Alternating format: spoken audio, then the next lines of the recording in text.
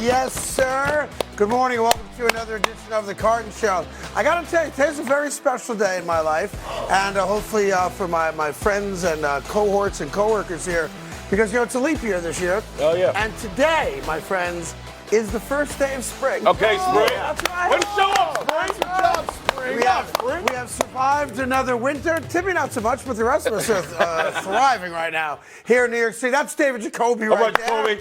We got NBA Hall of Famer, my main man, Mr. Timmy Pots and Pans Hardaway. And, of course, Super Bowl champion, the man from the Bronx at Hofstra, by way of Pittsburgh and New York, Mr. Willie Colon. Yes, sir. And if you are just waking up, God knows why you're up this early. I ask myself that question every day. They waking up so they can see us. Bang! That's what I'm talking That's about. It's like smartest Timmy so does in far. Michigan every day on the elliptical, And sweating to the watching. oldies. Yes. So here's the dealio. Late last night, out on the West Coast, there was a basketball game. Yes, it was. There was a basketball game Yes, it on the was. West Coast last night. Golden State trying to stay in that, playing tournament, or maybe even do even a little bit better than that. And Steph Curry and the gang playing against, that's right. Yeah. My beloved New York Knicks. Yes, sir. No OG Anunoby. No. But a guy named Deuce McBride came to Yeah, play he last did. night. Miles. And here's the reality, and this is the world you're going to have to get used to. It's a Knicks world, folks. Talk to him. It's a Knicks world because the New York Knicks have a legitimate shot at the 2 seed now. They're 2 games out of the 3 seed and 3 games out of the 2 seed. And obviously, Giannis isn't playing every night these days for Milwaukee. There's a real possibility, especially if Anunoby does come back from this elbow problem sooner than later. And we wait for Mitchell Robinson, of course, and the big question mark, Julius Randle, whether or not he comes back to play. The New York Knicks, they have a legitimate shot of getting to the 2 seed. Now, for me, Timmy, 2 or 3 don't matter because you avoid Boston until the Eastern Conference Finals, but it's real, like Holyfield. It's real. And, I'm buying it. But just like you said, we got to get Anunoby and Randall back healthy. Mm-hmm. We don't know if Anunoby is going to come back. He's out indefinite right now. He re-injured the elbow, and the elbow is inflamed again. Yeah. So we don't know how long it's going to be. And without But they're a 500 team without him, and they're the best team in basketball. Right, exactly. And Randall, too. You need both of them down the stretch and into the playoffs. Without both of them, you're not going to win a playoff Which really series. does beg the question. No. You're not going to win a playoff series without both of them playing in the playoffs. We beat the Warriors last night. No. We got the Nuggets tonight. The Warriors are not the Bucks. The Warriors are not Cleveland. Yeah. With their whole team intact. Okay. You going in there without 2 of your best players? No, that's not going to happen. I don't know. I just watched Miles do some pride. Get hot, 29 points. Okay. I watched DiVincenzo. Yeah, you might win a game, but a series, no. If you'd be so kind as to put that graphic back up there, because we can look at some of the potential first-round matchups, and there is not a single team below the 4th spot, other graphic with the standings, that is even a threat. Right. We're talking about the Magic? No. The Sixers? No. The Pacers? We gotta stay I'm going to tell you this. Y'all have trouble with the Magic. Okay. Y'all have trouble with the Magic. With their height and their size. I do have to jump in here, Timmy. I'm 1 and sorry. 3 against them. But I do have 1 and 3 against Timmy. them. Timmy. Yes. I do have to remind America that Tim Hardaway hates the Knicks. Yes. And that's never changed. That's a very honest. I did not say I hate the Knicks. I did not say I hate the Knicks. You don't have to. I despise them. Yeah. But I'm on your side. If you have Randall and Anunoby, you all can win and go to the Eastern Conference. I agree. 100%. 100%. But without them, I also agree with not going to Jacoby happen. on that. This is a 4-horse race, No and the question. Celtics have a secretariat lead. This is a 4-horse race, question. and 5, 6, 7, 8, 9, 10, it don't matter. They ain't got no shot of advancing. I want the New York Knicks to be whole because they are a good team, and the city needs them to come in and play well. But it's not if they I not ain't buying whole. what Timmy's If selling. they He hates not the whole, Knicks.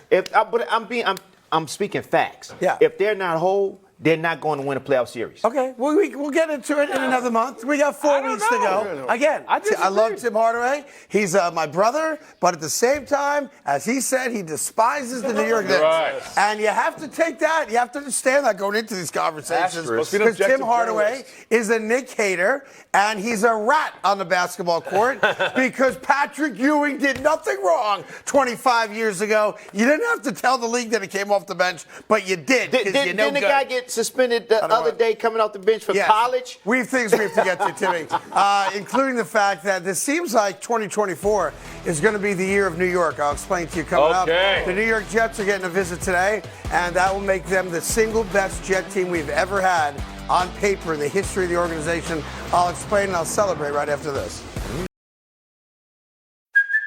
Hey, it's Kaylee Cuoco for Priceline. Ready to go to your happy place for a happy price? Well, why didn't you say so? Just download the Priceline app right now and save up to 60% on hotels. So whether it's Cousin Kevin's Kazoo Concert in Kansas City, go Kevin, or Becky's Bachelorette Bash in Bermuda, you never have to miss a trip ever again. So download the Priceline app today. Your savings are waiting. Go to your happy place for a happy price. Go to your happy price, Priceline. Welcome back to the Carton Show. Carton, we got an update on the New York Jets. They officially signed Tyron Smith to be left guard. And the quarterback is no longer going to be running for vice president. And Mike Williams, the wide receiver, is visiting the Jets today. Yes, sir. What's all this talking about your franchise? I've given this a lot of thought, actually. And Mike, you give this a lot of thought. because I ain't got nothing else to do all day today but think about this show. And as a long-suffering New York Jet fan, remember, they have not won a Super Bowl in my lifetime, or the majority of Jet fans' lifetimes. Like, you need to be like 60 to have watched, or Timmy's age, to have watched the New York Jets win a Super Bowl. But I'm going to make a statement now, if I may. Whether they get Mike Williams or not, and obviously if you can get him on a one-year deal, that's cap-friendly, great, sign him. He gives you depth at wide receiver, makes a lot of sense to help out Garrett Wilson. The obviously injury concern is the big bugaboo with Mike Williams, right? But here's the deal. I believe right now on paper, the New York Jets team of 2024 is the greatest Jets team ever assembled. Now, we've had AFC Championship game appearances. I don't count 1969 as modern-day football because it isn't and it wasn't. But I know we went to the Super Bowl with Joe Namath and all that stuff. But from a pure talent standpoint, we are looking at the greatest Jet team ever assembled. We have a top 5 defense. We all agree to that. Sure. Statistically, that's what they are. That's what they're going to be. Yeah. You've got the rock star, multi-MVP award-winning quarterback. You've got a rock star at running back. You've got at least one rock star at wide receiver. Maybe you bring in another one in Mike Williams. We have revamped our entire offensive line, so by default, it's going to be better. You see Tyron Smith signing the contract there as our new left tackle. We got a new right tackle. We got a new left guard from Baltimore, and we bring back our best offensive lineman in AVT in our center. So, while there have been other good Jet teams for sure, and Jet teams that have made the run to AFC Championship games, whether that was Vinny Testaverde back in 98-99, whether that was Mark Sanchez, his rookie season, and his sophomore season, this team, and I want to be very clear how I position this. Please. On paper, because obviously it's got to translate to the field. But on paper, Joe Douglas has now put together the single greatest collection of talent the New York Jet organization has ever had. No disrespect to your Jet teams either. You didn't do a damn thing. On paper. Yes. On paper. On paper. I think you're totally wrong. You got to talk about Brett Favre's 8-3 Jets team. If he doesn't get hurt, they're going to the AFC Championship. They had Thomas Jones at running back, Brett Favre at quarterback, a damn good offensive line led by Alan Faneca, Nick Mango, DeBrickashaw Ferguson, and you had Lavernius Coles. On defense, they were just monsters. Overall, what Joe Douglas has done, man, he's hired a bunch of used cars, right? And he's brought a bunch of used cars. Tyron Smith has only played 13 games his whole career. On top of that, you talk about Mike Williams. Love the guy, has a lot of range, but he's coming off of ACL. So you can look at this roster and say, yeah, there's a lot of hope. But this is what Jets fans do every year. Every offseason, we come around and we talk about this is the team. This is the team that's going to deliver. Yeah. I want to see a team that remains consistent throughout the season, that plays hard, that doesn't give up. Again, all right, so I got to interrupt you. I got to stop you there for a second. But wait. I'm not, just 1 second, Hardaway. Okay. I'm not arguing with the second part of what you said, where they have a lot to prove. They have a lot of things they have to do before we anoint them division champs, Super Bowl favorites, any of that stuff. I can own that. I slurp that up. We gotta change I am the all soundbite. good Sure. with that. You sure? I slurp it up. Okay. Like all the other negativity, bring it I on. just want you to I'm stop like slurping. Pac-Man. I slurp it up and I It's swallow too it much. whole. It's not even 8 o'clock. But here's the deal. Here's the deal. Remember, and sometimes you guys collectively make this mistake, and you think I said something, but you don't listen to the words that come out of my mouth and let it emanate and rock through those empty heads of yours. On paper is all I said. And I'm saying you're wrong. The New York Jets on paper, this is the greatest collection of talent they've ever had. On paper. You don't even have a number 2 receiver. Now, I'll But give you you know this. what? The offensive line back in 2008, the Brett Favre team you're talking about, Yes. was badass with Damian Woody Correct. and Mangold and Correct. Faneca. Brick, I think, might have Brick been was there the- too. yeah, Brick was So I'm young. not going to argue that. But I'm talking about the 53-man roster, the New York Jets. You don't have a number 2 receiver, and you don't have a tight end. I have the greatest collection of talent I've ever had. Go ahead, Tim Hardaway. What do you got? I just want to Drugs. propose. Just stop doing them. I just want to propose a trade. What if the Bears give up their number 1 pick for Aaron Rodgers? If we take Aaron Rodgers, y'all got the number 1 pick. And we have Caleb Williams. I just said. Yeah, not going to happen, Tim I'm Hardaway. just asking, and why you not? can dream all you want. I love that we have a graphic for You it. can There's a legit graphic. I mean, why not? Did you prepare that? Yeah, why not? I mean, that could happen now. You're funny. That could happen. Dude, I'm doing a comedy show May 30th. You should do something. I got a rookie quarterback that's healthy Yeah. instead of a used quarterback coming off an Achilles. Let me ask you a quick question, and I'm going to entertain And this. then y'all just gonna go with a. You know what I don't like about you? If I would have said that in public, you would be on the desk with your crotch in my face, telling me, Tim says it, and you just like, Tim, let me just correct you. for it too. Hey, man, Timmy- I'm just proposing a trade that could happen. Timmy, it can't happen. And You don't never say can't. Don't never real say quick, can't. I'm going to entertain Entertain. the trade that you came up with. Right. Because you clearly put some time and effort into that. No, I just thought about that. I was thinking, just like you do. There you go. But I'm going to give you a choice. I'll just play this out for 1 second, if I may. If I let you trade the entire Bears roster right now No, I just talking about the for the first entire Jet roster right now, would you make that trade, yes or no? You bet your ass you would. Yeah, I would. Yeah, Of you would. course, Yeah. of course. All right. Meanwhile, before we take a break, I like how you have the But whole I'm just graphics department It's called of effort, Craig. Yes, Yeah. it's effort. That's sport effort. Meanwhile, just real quick, a lot of times when you're watching games, you get the in between quarters or halftime, entertainment and whatnot. And I came across something yesterday that I don't even know when it's from. I don't care when it's from. I have to show it to you. It is the most rigged spelling bee ever taken place at a sporting event in our country's storied history. So it's 2 people, a female reporter, and she's going to give you a word. You got to spell the word. But I think you'll notice a little trend here that they clearly want one person to win the spelling bee. Here's the first word that she gives to both contestants. Check this out real quick. All right, Alexis, your first word is sprain. S-P-R-A-I. Sprain was the first That word. is correct. Okay, tough word to All spell. right, Jacob, your Sprain. next word is synovium. Okay. Synovium? Now, the dude gets it right. Yeah, he nails synovium. And the reporter's like, wait a minute. I can't believe you got it right. We got to go to the bonus round now.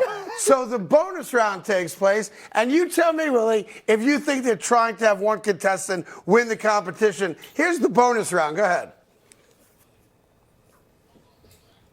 All right, Jacob, your word is a vascular necrosis. A vascular necrosis. What? Yeah, which I believe you can cut it off there because it's annoying to listen to. You can cut it off, guys. That's what Bo Jackson suffered from when he hurt his hip. Pulled his hip, Against the Cincinnati Bengals. Her word, which for some reason we decided not to show you, was X-ray. Yeah. Dash or no dash? I don't know. Does the dash even count? I'm not quite sure. So meanwhile, I thought you want to see that. We have much more to talk about when it comes to the New York Jets and the potential acquisition of Mike Williams and the reality that it's a Jet world that you're all living in, and you're going to have to get used to that, especially in Kansas City, because the Jets are the biggest threat to your three-peat. Ooh. That's and a it fact. might be a trade. Coming Chicago up. Bears and the Jets. We got first in football. We got a little baseball coming your way. And Justin Fields in Pittsburgh. Is that the best place for Justin? We'll get into that right after this on FS1. The potential breaking news that Tim Hardaway brought to us moments ago.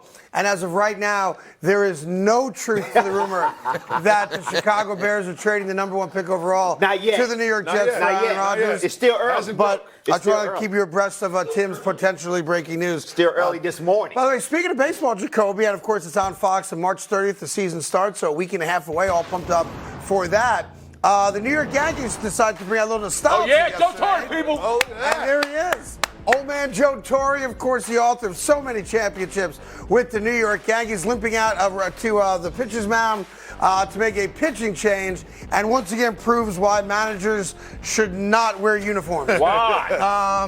It's a little baggy. But there you go. The great Joe Torre doing well, works for Major League Baseball, and healthy enough, thank God, to do that. Does he work for Major League Baseball or does he work for the Yankees? He works for Major League Baseball. So why is he going out there? Because he's a legendary Yankee manager. Well, Pat Riley don't go out there and make a sub. Listen, hey, Tim, I love you, but you would not throw smut on the great Joe Torre's name. I don't care. I'm not throwing smut on his name. You are. I'm just saying, for baseball, why? That's not even a story. It's spring training. Right, exactly. It's spring training. Exactly. So why it's is he doing? Why are we going? That's not breaking news. You ever heard of old timers' game? Don't you go out there? Well, why don't you? No, I don't play no more.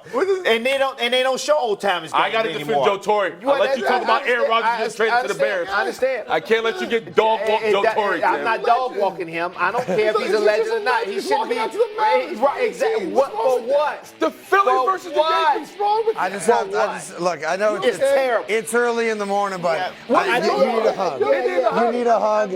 I'm going to give you a hug. When Tim came out with the camel, we should have known he wanted warm. Yeah, I mean, it's terrible. I'll be honest. This is terrible. I swear to you, I thought that was going to be a 15-second story. Yes, you're right. Yeah. You're right. First of all, it shouldn't even be on TV. Oh, man. 0 seconds. Joe Torre. That's not even a story.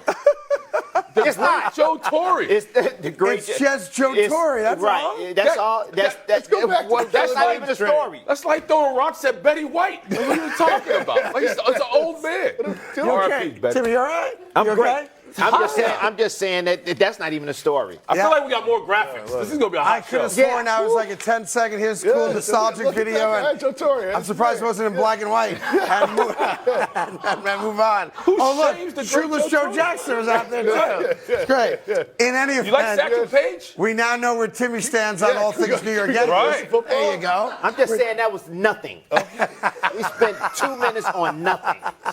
Just like sometimes, why do we talk about LeBron? We still, or the Dallas Cowboys, but we still talk about him. We haven't seen Joe Torre in years. He walked out there. He let Thomas was done. It's in the FS1 We playbook. see him all the time on Major League Baseball, We see him on in his- Fox. we see him him- being up there critiquing the game for baseball. He walked out to kind of give a wave to the Yankee Nation. This is fantastic. I'm enjoying this as much as the America is right now. It'd be like Hugh B. Brown coaching the Knicks in a preseason game. Yeah, you brought that it would up, drive Hugh. him batty. Yeah. In any event, That's not going to happen. baseball does start on March 30th, and you can watch every Saturday right here on Fox, and I that's guess. fun. Yeah. But now it's time for first football. Without Joe Torre going out there and making a pitching change. Get out of first football. Go ahead. All right. We love you, Joe. Football. We have some interesting new details about the Fields trade to the Steelers. Apparently, there were other teams that made offers to the Bears for the services of Justin Fields. 4. However, 4, Mr. Yeah? Carton. However, they ended up working with Fields Is that right? to trade him to the Steelers.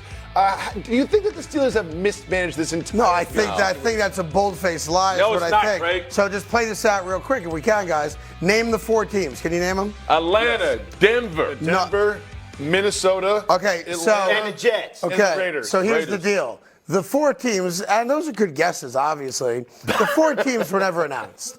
It was 4 mystery teams had a huge interest in Justin Fields. All right, now play that out for a minute. Sure. That means that, what were they offering? 7th-round picks, 8th-round picks, 15th-round picks? Well, we don't because know. remember, they traded him for a 6th-round pick. So if there were 4 other teams involved, which is complete nonsense and not factually correct, and they're doing it to make themselves look better, as if they did the young man a favor by trading him to the team that he wanted to go to, and I get the public relations aspect of that. If there were 4 other teams that legitimately wanted Justin Fields, that means by default, at least one of those teams would have had to have offered Chicago something better than a 6th-round draft pick. It just makes common sense. Let's not even argue that point, Can I okay? say something? So here's the reality.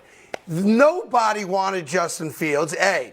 B, Justin Fields did not have a no-trade clause in his contract, meaning Chicago could have traded him to any team they wanted. Correct. There's a little kickback in Chicago right now based on what they got back for Justin Fields, because the thought was wait until the draft or right around the draft, and maybe you can maximize the return you get. He's not the starting quarterback in Pittsburgh. He's not going to play 51% of the snaps, and that pick is going to sit right there in the 6th round. It ain't going to go to the 4th round, which it would if he did play more than half the snaps for the Steelers this upcoming year. So, if you're starting to get kickback on why you traded him for only a 6th-round pick, how do you change the narrative? You leak out to a story-hungry press that there were 1, 2, 3, 4 other teams that were very interested in trading for Justin Fields, but you wanted to do right by the kid because he's a good kid and you want to see him succeed.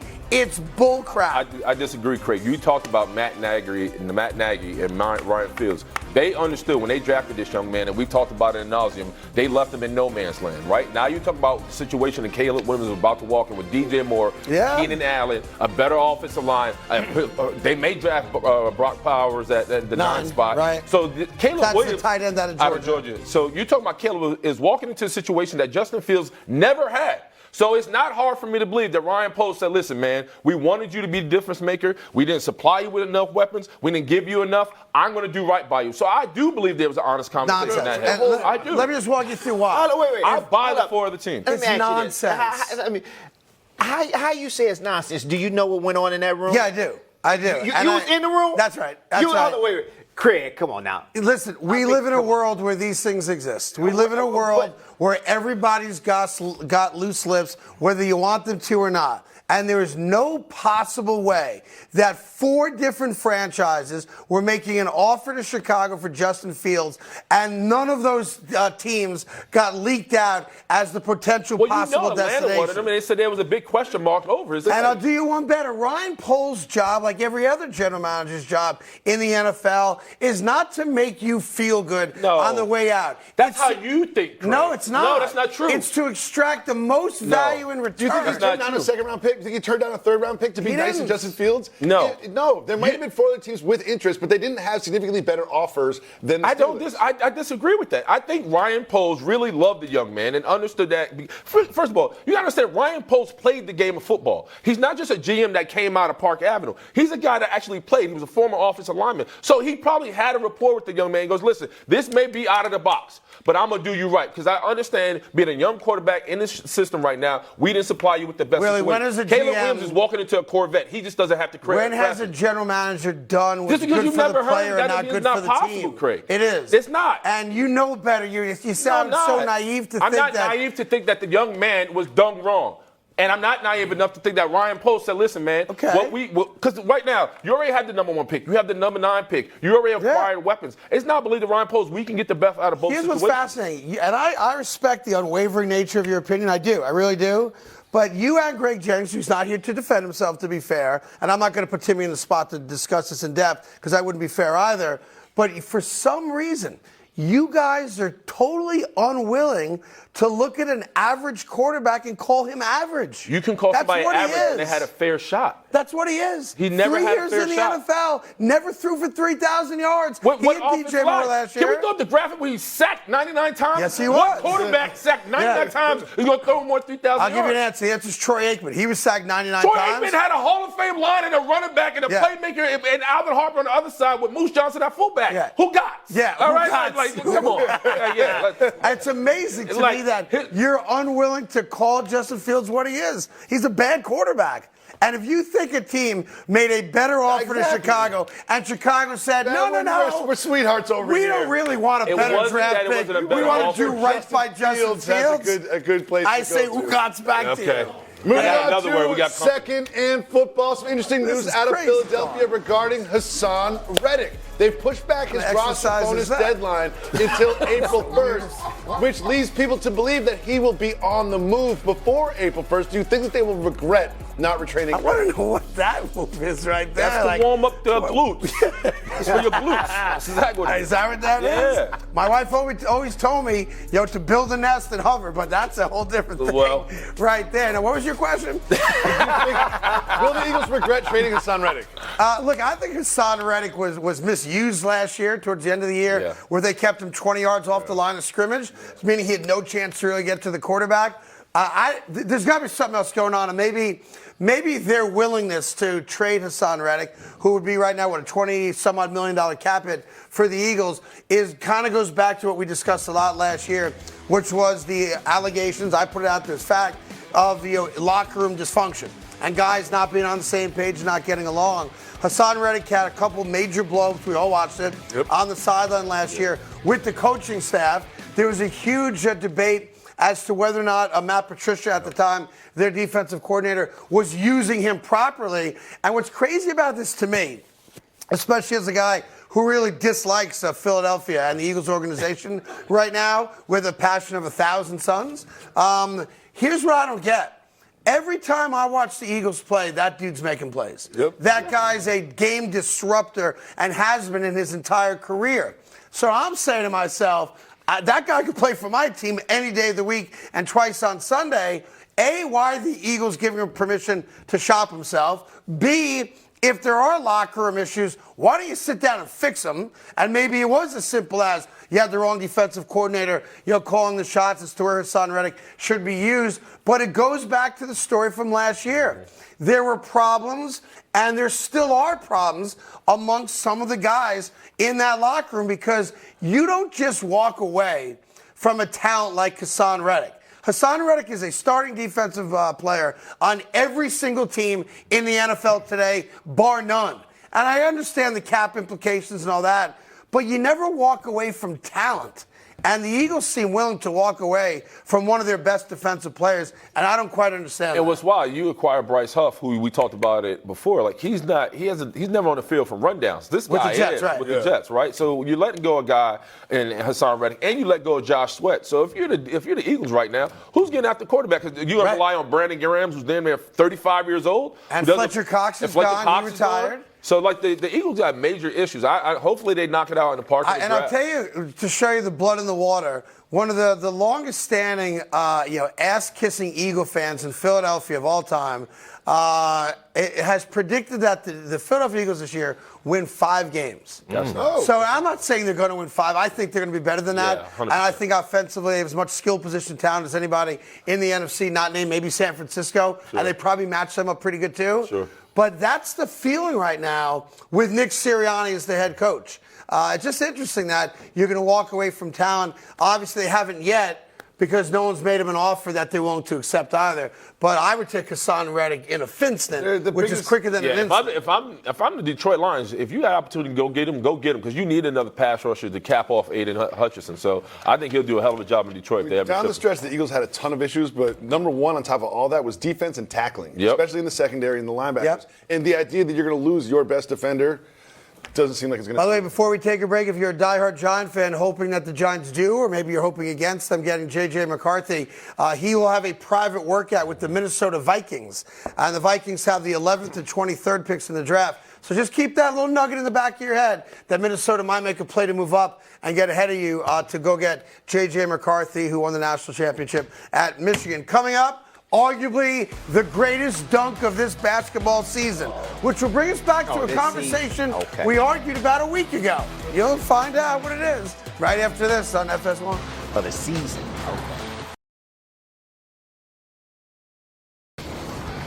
Welcome back to the Carton Show. Look at this. That is Anthony Edwards passes up the ball, gets the ball back, and then boom! Yeah. Yeah! Craig, dunk of the year so far or not? Yeah, dunk of the year, Yeah, dunk of the year. absolutely, Yes. over Collins. Yes. And here's the ramifications of that dunk. Collins left the game with a headache. They said not an official concussion, but a headache. And as the ball comes through the goal there, it hits Anthony in his own left hand and dislocates his finger. Yeah. That was the force of that ball coming through. That is the definition right there of being posterized. But it does allow me to harken back a few days, if I may. Great word, by the way. If I may harken back. Great word. It's in the Bible. Because, Timmy, I have to exclude you from this because you weren't here last week. But I remember a conversation last week in which we had a bit of an argument. When Wamba Yamba Mama came out and said, I like being dunked on. And you guys like, yeah, that's right. Yes. Yo, you do get dunked on. Oh, blah, blah, blah, blah. rim protector. You think Collins liked being dunked on there? You think because he played Everybody get defense, dunked on. he enjoyed being dunked on? Yeah, everybody enjoyed get being dunked on. dunked. Thank you very much. Thank you very much. Let me just show one more time to me, because these two knuckleheads last week fought me when I was very critical of Wamba Yamba Mama saying I enjoyed being dunked on. So let's see it one more time. Do you think Collins went home and said, honey, guess what? It was awesome. I got dunked on. No. Well, yeah, of course he did. Come It's called protecting the rim, being a defender, playing with pride and heart. Everybody gets got. Yeah. Oh, no. Everybody gets got. But you don't like it. But you don't like it. Thank you, Timmy. That's You don't my like only everybody point. gets got, but you don't like it. I'd rather get got trying to do my job than no effort at all. I'd rather Right, of not course. get caught. How Of about course. that? You're That's going to all. get got. I support Wembanyama in saying that he because he's a rim protector. He's a true rim protector. But that's not even the best dunk. I'm going to go to the Hall of Fame. While everyone does get got, your words, not mine. Right. Nobody likes it. Nobody likes Thank you, Tim Shows Hardaway. a lot of heart. And you know what? Patrick Ewing didn't like this dunk either. Don't do it. Don't you do it. Don't do the MJ He didn't dunk. like this dunk. Don't do the MJ dunk. MJ, of course. Don't do Come on. it. Don't Look at this, do right? it. He jumped right over him. Oh, you're the worst. Jumped right on and won. Yeah. And It's called won. doing your job. Let me ask you a And question. won. Just out of That's called curiosity. doing your job. Doing You your get dunked job. on. Yeah. Yeah, okay. You got dunked on. You get scored on, right? Yeah. Somebody did their job. But I think this is one of the all-time That's not the dunks worst one. in the world, in the history of basketball. When Dr. J Over dunked on Michael Cooper. Yeah. and Michael Cooper jumped, he said, "No, this is not." Yeah, this is. There they go. He said, "Oh no." Look at Mike. He said, no. And the best part about that dunk, which was in the NBA Finals, is that dunk forever altered the relationship between Mo Cheeks and Dr. J. Because Mo Cheeks wanted the ball to dribble out the clock, and Doc said, I'm Dr. Effin' J. That's right. Dr. J. I gotta go for this. Great. Can I show you when I saw? Can I show you when I saw last night? It was Hawks versus Lakers. This is a first quarter, 11:44 the clock. Jalen Johnson and Austin Reeves. This is the first basket of the game for the Hawks. Oh, talking about a face full of nuts there, Craig. Like, Jesus Christ. The game just started. It's 11:44. Was that a block, or did they call that offensive? Oh, they call it block. They call that the Carton, by the way. Block. They call that the Carton, which I don't appreciate. Yeah, if we want to reenact that here, that's like. No, don't grab the back of my head. Get out of here. Someone's going to get hurt. No. America did not support this. Do not support those type of actions. Yeah, that's For some reason, I'm very comfortable with Yes, my you're very junk in your face. Right, I don't know yeah. why. But, yeah, so I gotta anyway, fix that. that was a couple poster dunks somebody's last rubbing night. somebody's toes yesterday, right? That's called a graphic. You know Like, what? That's not, I not real just life. because I can, this would be like a lifelong dream of mine right here. That's right. But that's not real, though. That's not real. Okay. Oh, there you go. Yeah. That's not Yeah. real. Boy, he must really like being dunked on. In any event, that was some of your NBA action from last night.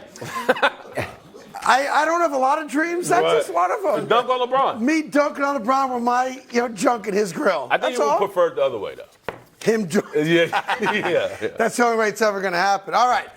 Whew, out of breath from all the dunking. All you did was step up here. I'm so out of breath. Yeah. Let's go to a little segment we like to call Yeah, but yeah, the LA Dodgers minor league jerseys look cool. And yeah, it's nice to see a Spanish name on a jersey, but the name is Chaquetas, which in Spanish means masturbate. Oh, see, And that's where. that's a That's where you- that's and where- I have to say this. Yeah. As cool as the minor league baseball names and mascots Sure. are, that's a tough Yeah. one. Well, it seems like there's an agenda. Yeah. Yeah. It happens. You Yes. you could Well, I mean, where do you go from there, Jacoby? like doesn't I thought it meant jacket. I thought it meant jacket. aren't there any focus groups?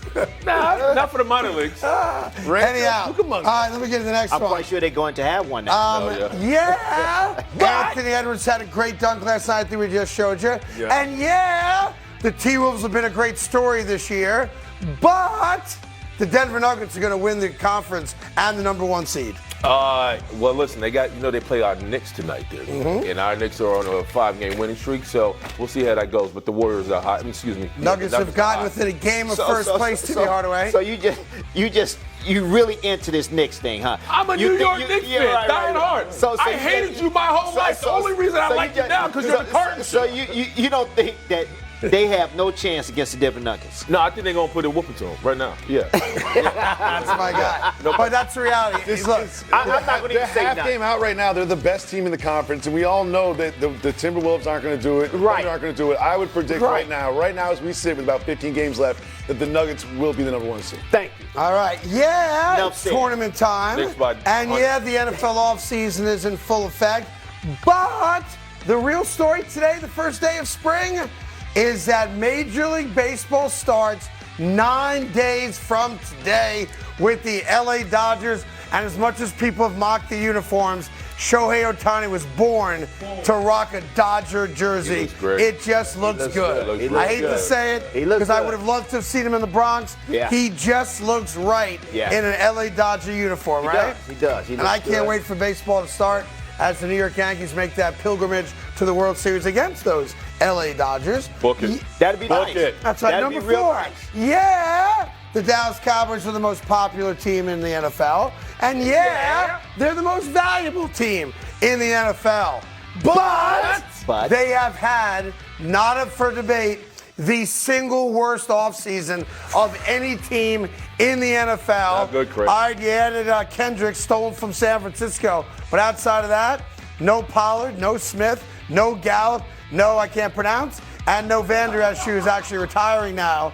But they did make a big move yesterday, Jacoby. Yeah, they need a running after back. clearing $4 million in cap space. They brought back a running back no one's ever heard of. Rico Dowdle. know Yeah. Rico Kind of like Dowdle. Tony Pollard last year. It's like, oh, I kind of like their second back better than their first back. So then once they become the first back, you don't like him anymore. It was they've kind of been- like Gainwell from the Eagles. Like, what the Yes. hell? Gainwell get business. So now remember, the Dallas Cowboys have re-signed their long snapper and their backup running back. I can just feel a Super Bowl in their future. And that's news. When did this start happening, Tim? That's news. I love That's all right, just, all right. like Joe Torre going out there. Listen, the Joe Torre slander and has to subbing stop. a pitcher. That's not I gotta new. tell you what. When did we start The old people Dallas saying it? Cowboys are not new. They haven't done nothing. Why are we still talking about the Dallas Cowboys and they haven't done nothing? Because they haven't done it. That's how it's not a Story is story. they didn't do anything. Oh, Lord. That's terrible. I gotta tell you something. That's all. This is my favorite version of Tim Hardaway. That's all. I can't get enough of Executive angry producer Tim Hardaway. That's Cranky all. executive producer Tim Joe Hardaway. Torre simply walked to the mound. All he did. For what? All he wanted to do is celebrate Joe Torre. For nostalgia. For what? Spring training. Nostalgia, please. How- That's not a story. When we put this in the rundown, we did not think this would be the bugaboo for Tim Hardaway. Yeah, it's not a bugaboo. It's not a story. Meanwhile, we can take a quick break here. Yeah. We're all going to beat up on Timmy during the break.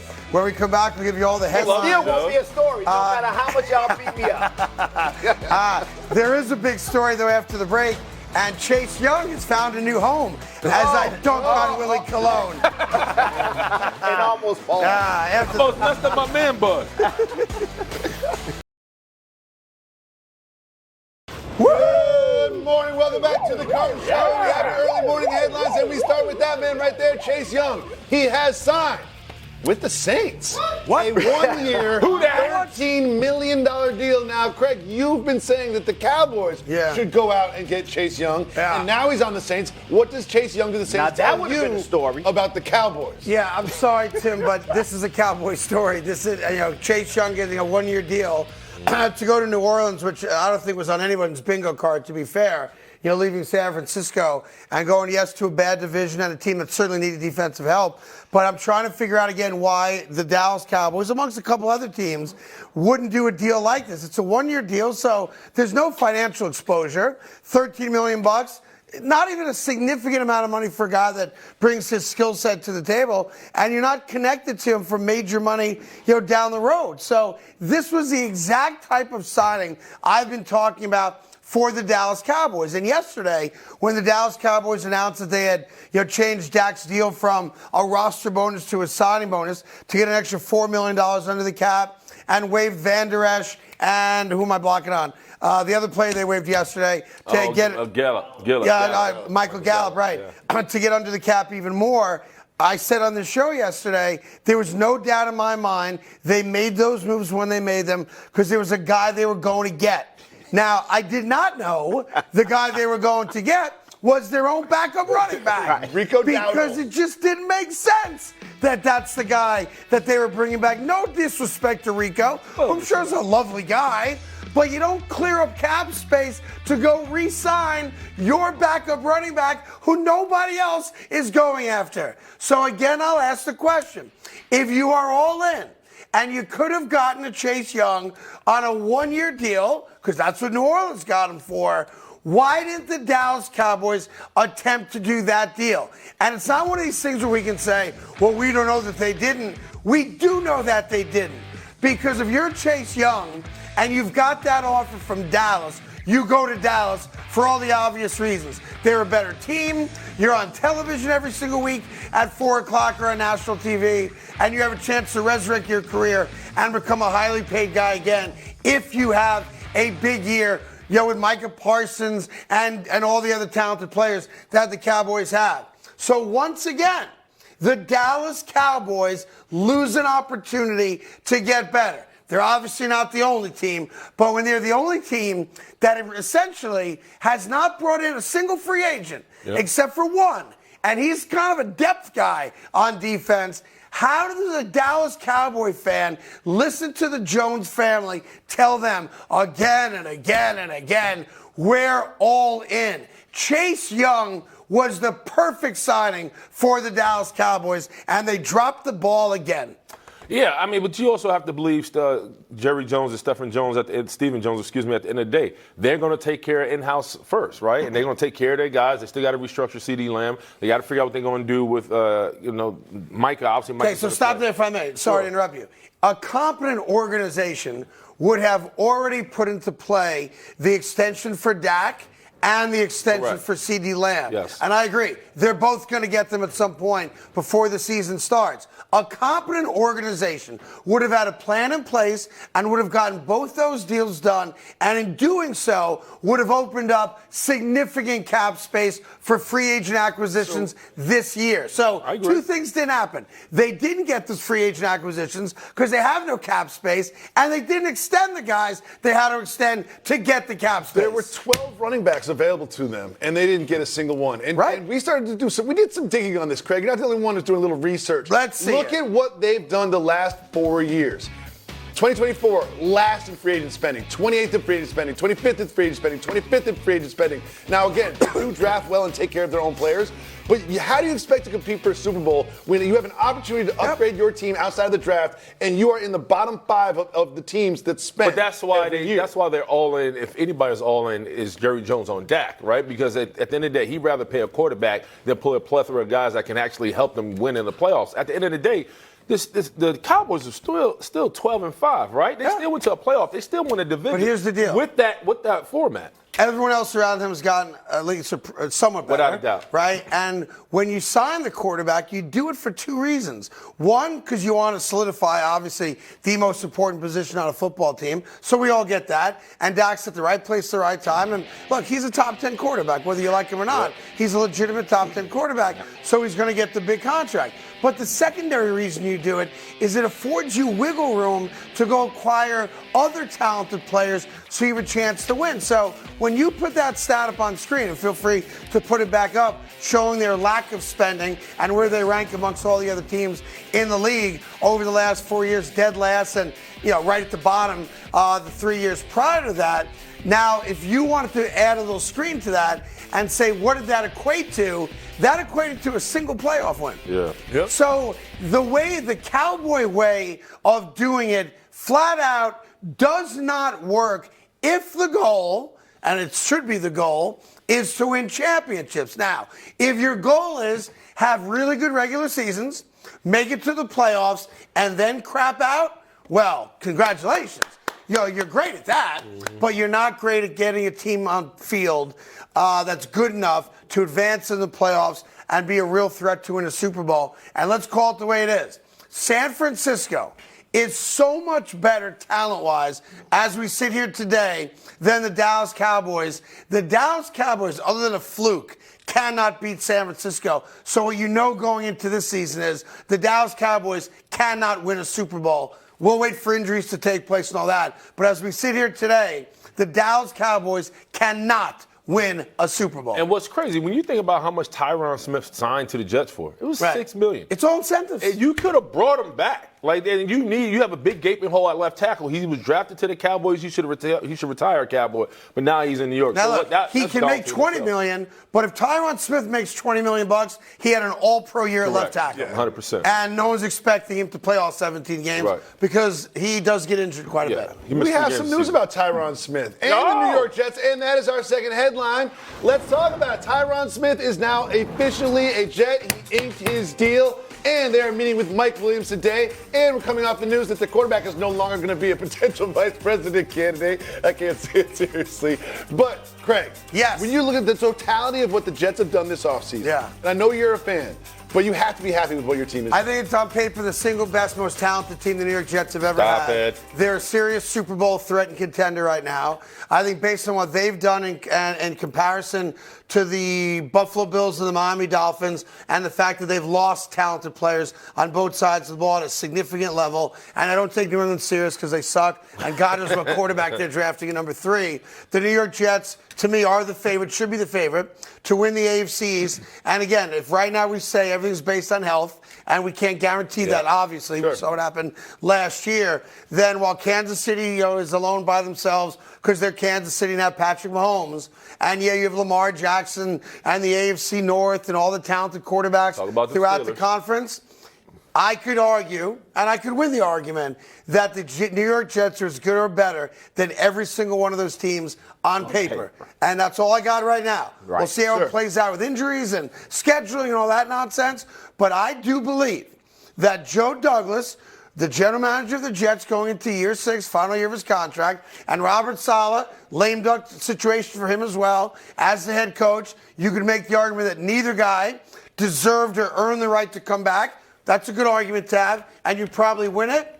But they are coming back, and Robert Saleh now, as the head coach of the New York Jets, has, for my money, the most talented Jets team in the history of the franchise. Now you got to go win. Yeah, listen, I don't agree because you lost Jordan Whitehead to the Bucks and you lost Breece Hall to the Bucks as well. Huff went to the Eagles and Breece Hall went to the Bucks. So my point is, you're talking about two key Whitehead to the Bucks, and so my point is, you lost two key members of your secondary who were big impact players for the Jets defense. On top of that, you're talking about with Tyron Smith. Listen, at the end of the day, when he's healthy, he's a kick-ass tackle. The problem is he's never healthy. And on top of that, you're also looking at Mike Williams coming into the building. They can't let him leave the building without signing that contract. So there's a lot for Joe Douglas to do. The Jets are picking at the number 10 spot. You still have to draft a tackle. I would not go get a receiver. So Joe Douglas still has work to do, but thus far, he's done a great job. Greg, I would say this is, you're right. In my opinion, I agree with you. This is the best Jets team on paper. This is an excellent team on paper.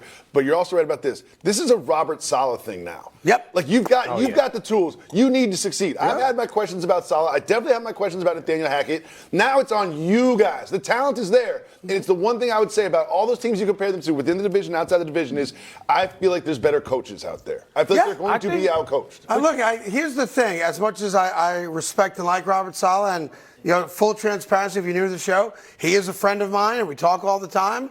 This is a make it or break it year for him. Yes. Robert Saleh came in, and we all loved it. Big, thick, muscular guy. The guy we saw on the Niners sideline running up and down the field. The guys adore him.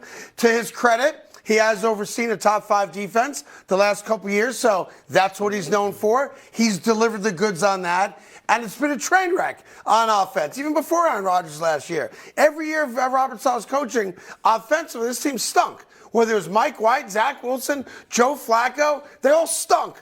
So again, if Aaron Rodgers stays healthy, big fat question mark, because who the hell knows at 40 years old if he's going to stay healthy, or if the first time he gets sacked, bang, there's an injury that knocks him out for the year, because we saw that already last year.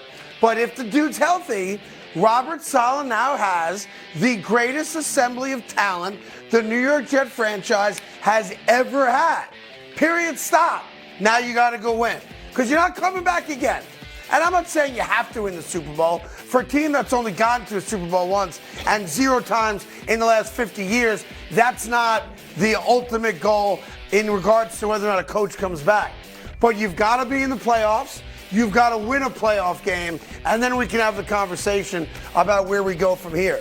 But the New York Jets right now should be in every conversation that we have as analysts or fans or football watchers and prognosticators as a team that's got a chance to make the run in the AFC. Because you can't name a team that's significantly better than them in any aspect of what they have.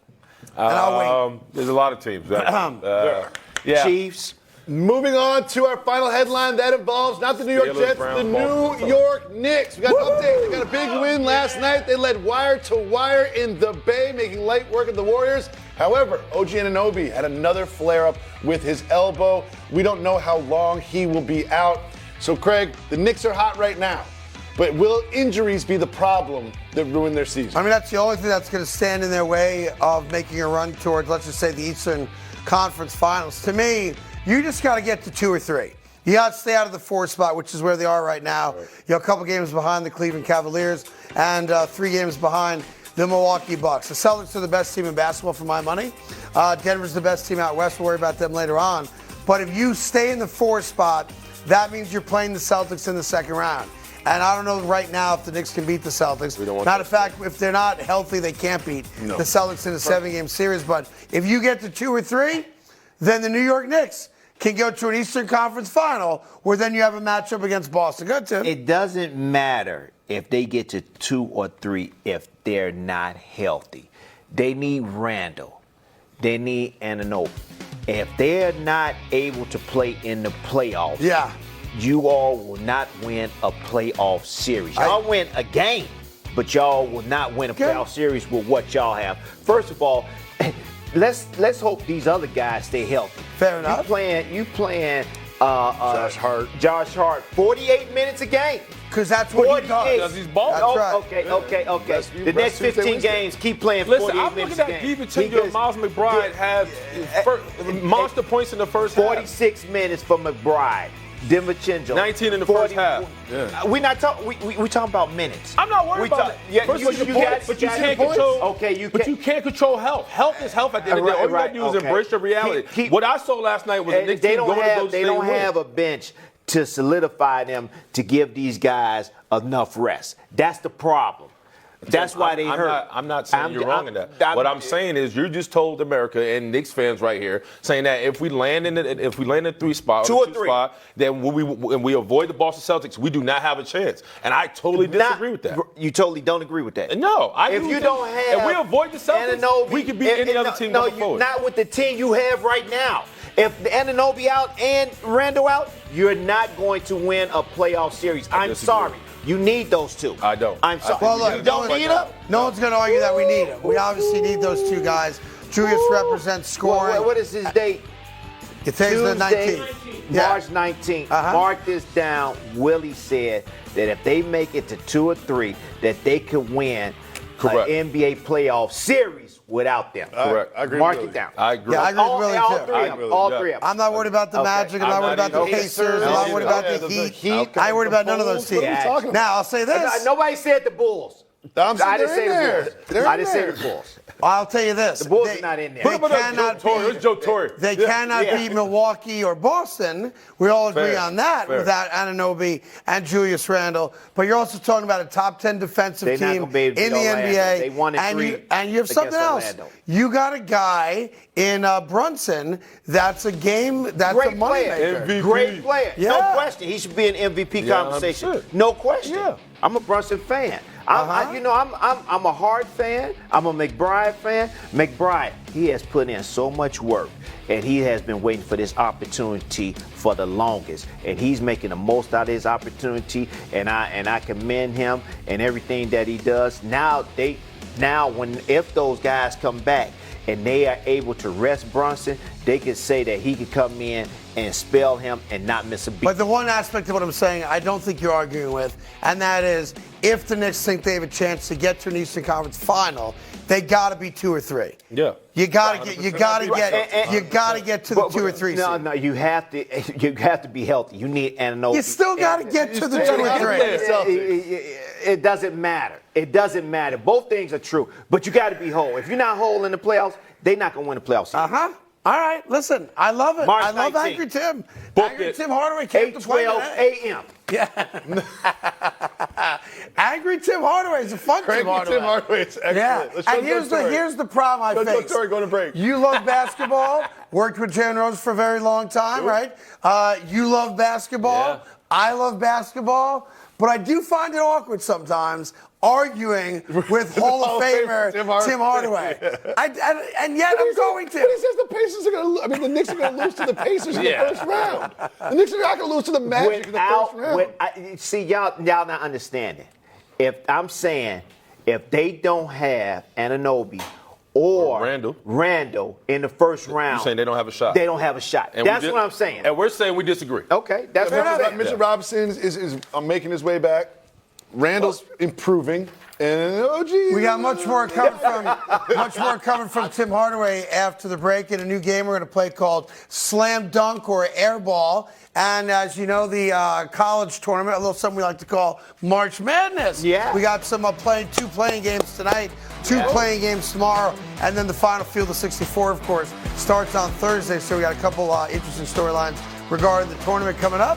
And is Jokic set for another MVP? Or does SGA walk away with the trophy for the first time? Nice. Or is someone going to give Jalen Brunson some love? There you go. We'll discuss. We just gave him love. The NCAA tournaments are about to start. Yeah. Women's tournament, men's tournament. Some interesting information about the finals of each of those tournaments. Okay. Right now, the get-in price is actually higher for the women's tournament. Now, there's a lot more seats That's for the men's for tournament. the championship game? The championship game. There's a lot more seats for the men's tournament, but it's a little indicative of sort of the excitement around the women's tournament in particular. Well, I mean, listen, because you have all-world Caitlin Clark, who has transcended the sport in a very positive way. And let's just be honest about it. Juju Watkins? There's like 3 or 4 women who have really become household names here. And I'll tell you, here's also the issue. On the men's side of the bracket, you've got a real problem now. Yeah. For a lot of reasons. Obviously, conferences breaking up and changing. NIL has changed the landscape of it. The portal obviously has changed the landscape of things. But the reality is that the women's game has remained largely the same. And they celebrate their individuals. Plus, the women stay in college longer because the opportunity to make big-time money does not exist for them in the WNBA. Although they get to play pro ball, it's obviously a lot different financially. So right now, if you ask the average person who's a sports fan, do they know who Caitlin Clark is? America says yes, because she's been promoted so well, and is the all-time leading scorer, of course, in college basketball history, men or women. But if I said to the average person out there, who's the best male college basketball player in America today? There's no answer to that. Now, there are some great players. I think Dillingham is the best player in the country. At Kentucky, you can pick your favorite guy. Edie, whoever it might be, it doesn't matter, right? Yeah. But the women's game has stars, and we now know their names. The women's game is never going to compare ratings-wise or financially to the men's game, and we understand that.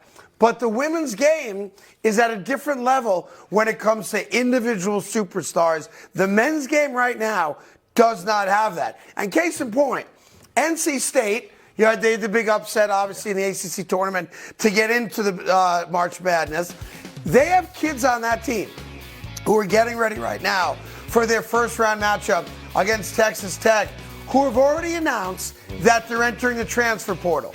So you've got kids playing right now in the tournament, whether it's tonight in the playing game, tomorrow in the 2 playing games, or when the Field of 64 gets set for Thursday, Friday, and on, who have already announced they are not coming back to play for the team that they're currently playing for in this year's March Madness. And while I'm a big pro player guy, and I do think players should be compensated at some level beyond just the scholarship to play college basketball, this is a broken system. You cannot allow the transfer portal to open up the day the tournament starts. And what's the rush? Start the transfer portal the Tuesday after the Monday night championship game and then have at it. But the fact that you've got kids who are going to get meaningful time, meaningful TV time, representing whatever school they currently represent, who we now know as a fact are not coming back to that school. And not because they're being drafted or going pro, but because they're going to get more minutes somewhere else or play in a different system somewhere else. That's wrong. And it is bad for college basketball and is ruining one of the great sports and sports events that we have in this country. Yeah, and that's why you got to take heed to what Rick Pitino was saying. And Valley, he's probably the wrong person to deliver the message considering his resume. But at the end of the day, he's coaching guys right now who know he's going to be leaving his team. On top of that, he's looking at the other bench with the same mindset. I got to recruit some of these guys. How is that possible? And let me give you an example. Yesterday, 200 kids signed up for the transfer portal for college basketball. 200. St. John's, who obviously is bitching and complaining that they didn't get in, they denied the invitation to play in the NIT because Rick Pitino said it's more important for him to pay attention to the transfer portal than let those kids play in the NIT. It's wrong. It is a broken system, and it's not going to get fixed anytime soon. When I was scouting, I used to be on the court, and I watched a coach talk to a kid from an opposing team and was recruiting him right then and there, talking about, after the season, we want you to come in the transfer protocol and come to our team. Crazy, right? It's just crazy. Back in the day, you would never have that done. Nope. And I'll tell you one other thing, just real quick before we get to some football and some more professional basketball with Timmy here, and that is I'm in favor of NIL, but this is not an NIL program. No. The idea that NIL was that the kids could profit off their likeness and their jersey. That was really the genesis of what the NIL program was for. You don't see that at all. So it's not an NIL program. It's a blank check program. Because now we're just writing checks to kids. Here's $1 million to play basketball or football from my respective university or college. It's not about, hey, we sold $500,000 of number 10 jersey, and you're going to get 5% of that. It's, hey, Timmy, whether we sell your jersey or not, here's $500,000 to play for us. True. That's not what NIL is all about. Sure.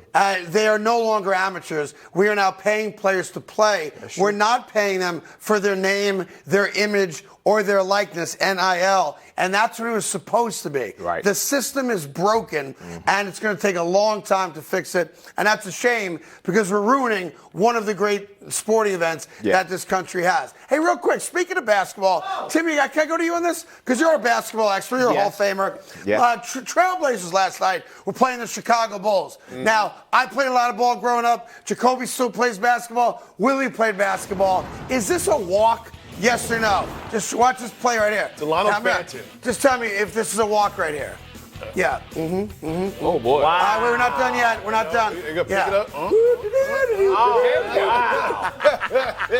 So one more time. Go full screen. Get rid of that crap at the bottom of the But screen, what please. are the referees looking at? That's what That's what they. There's a ref right there. The Up ref on the was right there. baseline. Yeah. What are the referees looking Now, at? I don't know about you guys. Right, one more time, full screen. Watch It's a this. skip for me on the third step. Right? Watch the skip. He skips.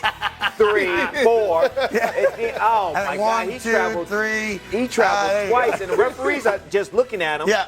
And they, all right, play on. So that is a walk? We all agree that's a walk? I saw. I won't tell you this. I saw Damian Lillard come down on a fast break. He put it behind his back. He grabbed it and then he dribbled it again. I said right in front of the referee. I said that's double dribble. Yeah. And they just let him play. He made a 3. Time now for a new segment we call Slam Dunk or Airball. Oh, Craig, is that you? With All right. That ball's a lot closer to my nose than I wanted it to be. All right, Tim Hardaway, you go Getting first dunked on. here.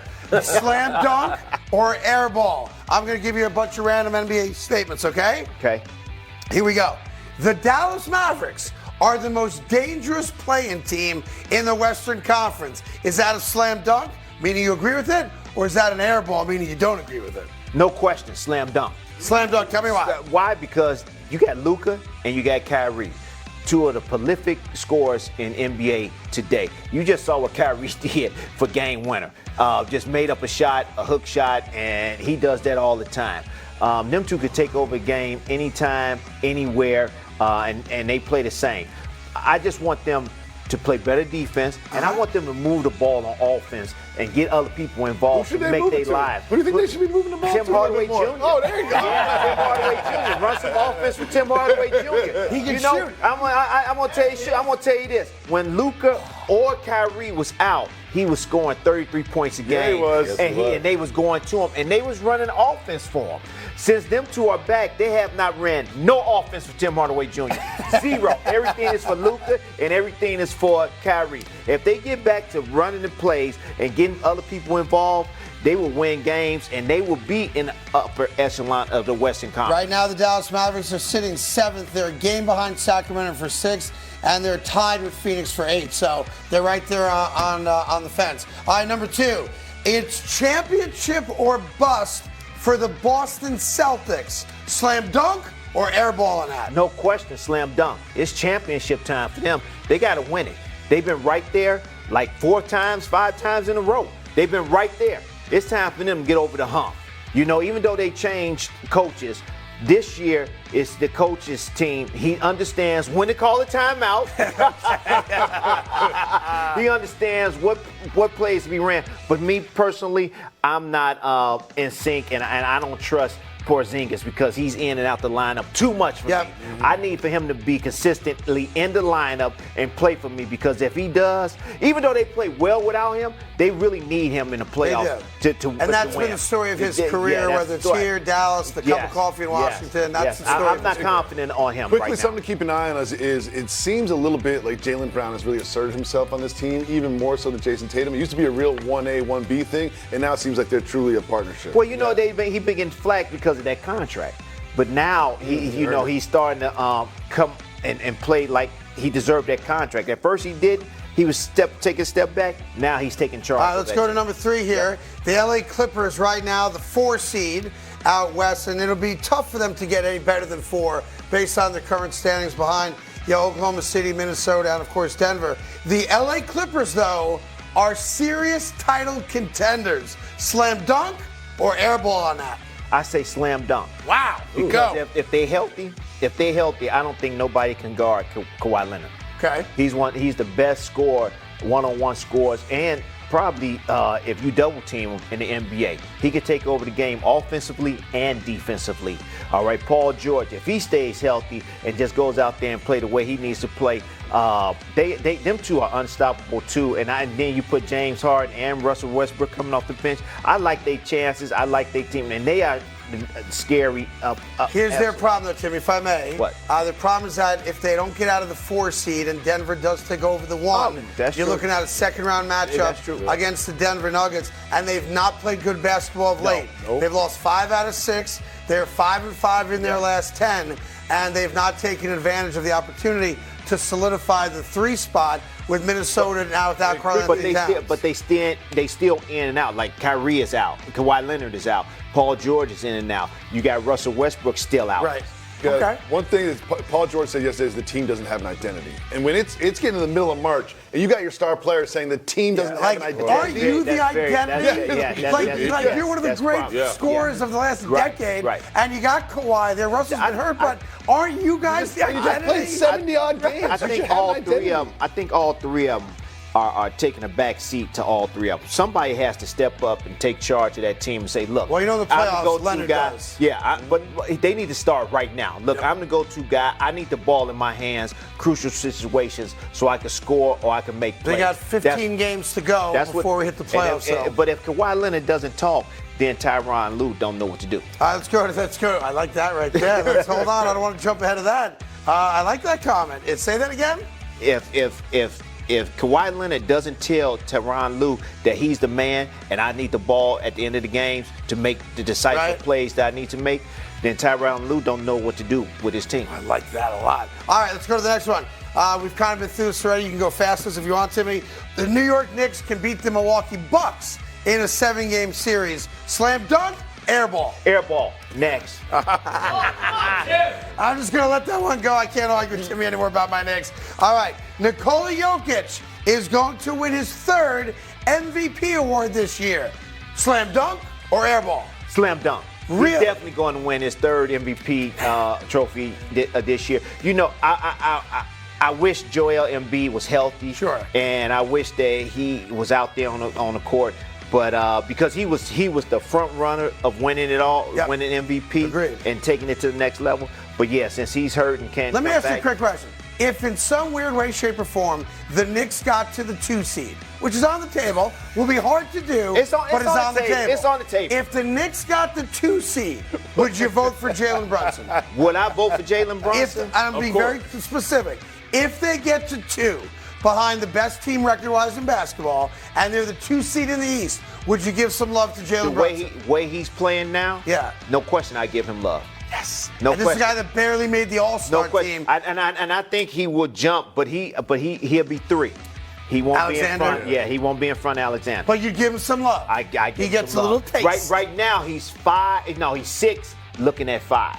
Okay. But if he gets on up the there, table's all I'm hearing right there. On the table, Biggs. What you think? All right, I got one more for you real quick. No chance he's going to win. He's not going to win it, but I'm trying. He might get like the guy who gets 4th place vote. Right, that's what I said. That's what I'm saying. The guy that covers the Knicks for the Daily News is like, I'm going to give you a vote. All right, I got one more for you before we take a break. All right, LeBron James is a top 10 Laker of all time. Slam dunk or airball? Airball. Top 10. Airball.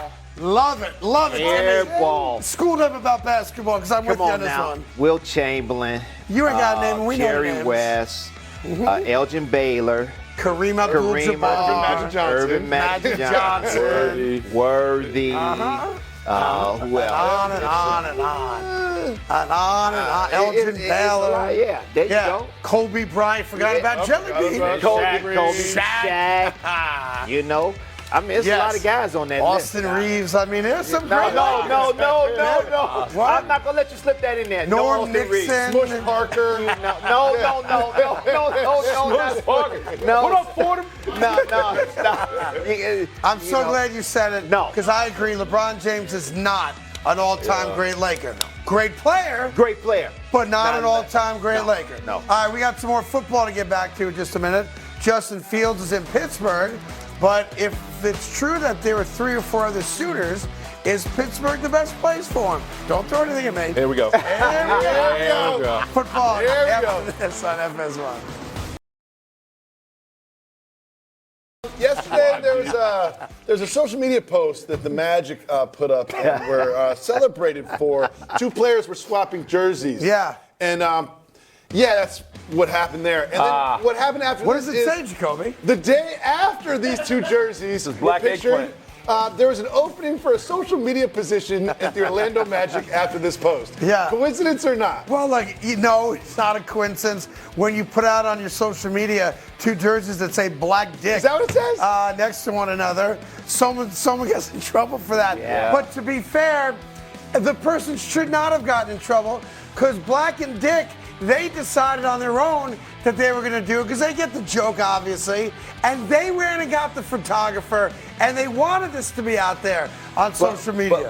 But Orlando Magic didn't have to put it on their social. But like, what are you You going to always do? have a choice. It's a great story, Tim. No, it's not. Yes, it is. No, Listen, It's one of the best social media posts No in question. the NBA No question this it year. is. No Hey, question you see it the is. 2 guys that took their picture next to each other? No, what were their names? Yeah, but Orlando Black Magic Dick. is associated with Disney. You can't have Dick on your I Disney know what account. happened. What happened? I know what happened. The person got a promotion to have to backfill the position, which is why there's a position open. I mean, come on. Hopefully. Like I was saying, the Orlando Magic is associated with Disney, right? Are You they? can't have Dick and Disney. You know what I mean? It's Is just, that- just say that. yeah. Imagine if. Don't run, Jacoby. This is why don't stay right there. Don't run. That's a follow-up question. I've seen some videos. I mean, imagine if Trevor Small was an NBA player.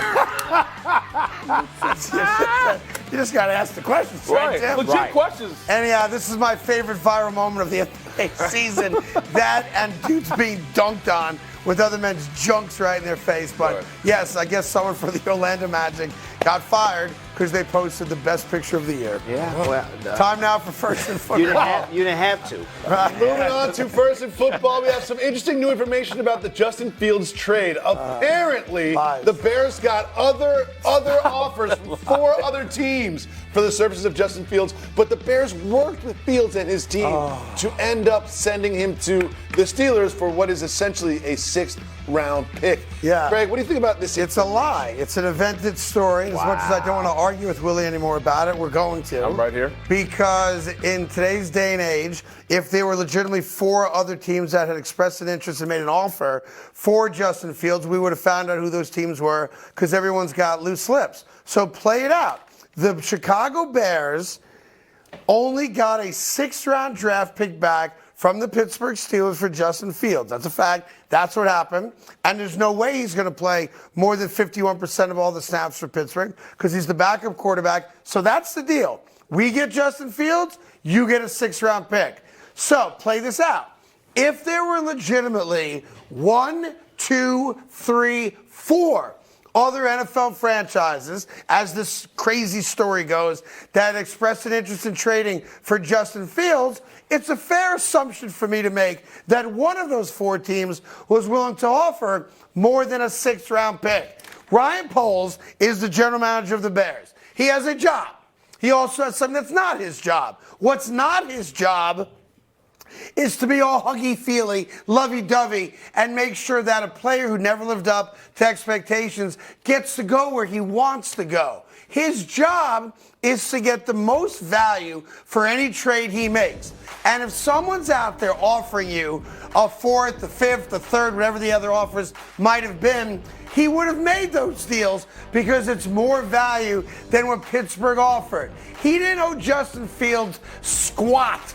Justin Fields never lived up to the hype and is not a good quarterback 3 years in to his NFL career. So while it's nice and it feels like a feel-good Disney-type story, we wanted to do right by Justin Fields. No, you didn't. You cut guys left and right without wanting to do right by them. It was the only offer you got. And I'm frankly shocked that they made the trade, considering if you waited till the draft, maybe you get a panicky team willing to offer you a little bit more. Justin Fields does not have a no-trade clause. Right. You could have traded him to any team you wanted, and I do not buy the story that 4 other NFL teams wanted to trade for Justin Fields because by default, 1, if not all 4 of them, would have offered you more than a 6th-round pick for a quarterback like Justin Fields. Just because it doesn't make sense to you, that doesn't mean it doesn't need to be true. At the end of the day, if you put out the Atlanta Falcons at the end of the day, we talked about in nauseum how it made sense for Kirk Cousins to go there because his wife's from Alpharetta, Georgia, in that situation. As far as pulling in draft capital, you know the Cowboys are picking, the Bears are picking at the number 9 slot. They can also get out of that and acquire more draft capital. So, yeah, to me, it does make sense because of the way that man was birthed into that organization. I think Ryan Poles does have a personal relationship with Justin Fields. I do think he does have a personal relationship with the organization, has an understanding that, listen, we didn't set this kid up right, and we want to do right by him. That's not out of the realm of thinking. It is, because it's naive to think that would happen. It's not. Because the Bears and every other NFL team, you know this, all 32 teams will cut a guy in a minute and not worry about how that guy's doing financially because it's in their best interest to cut him. It's about prolonging this kid's career. Why do they care about that? Why wouldn't they care? Because it's business. But you don't draft somebody. It didn't work out. They own the fact that it just didn't work out. So we're going to trade you. We're going to wish you well and good luck to you. But what's in our best interest? That's how you would handle business. That's not how Ryan Poles handled business. I disagree. And him being a former player and having a relationship with Justin Fields, it behooves you to understand that players care about players. And so they want the best for the young man. I don't think that, by the way, I don't think they do. I think that's the most naive thing you've ever said on the show. It's not naive. And there's that's no how benefit you would to operate. that. I think they turned down a 3rd-round pick and said, you know what, we'll take a 6th-round pick somewhere you Jacoby, want. they're at the number 9 pick. They're going to get more draft capital if they pull out of that. It's an opportunity for them. It's not like it's off the table. That's a completely separate transaction. And I would But just say this. yeah, but they're still getting something for something. It's not like they're not getting anything. Ryan Poles is such a nice guy and really wants the best for Justin Fields.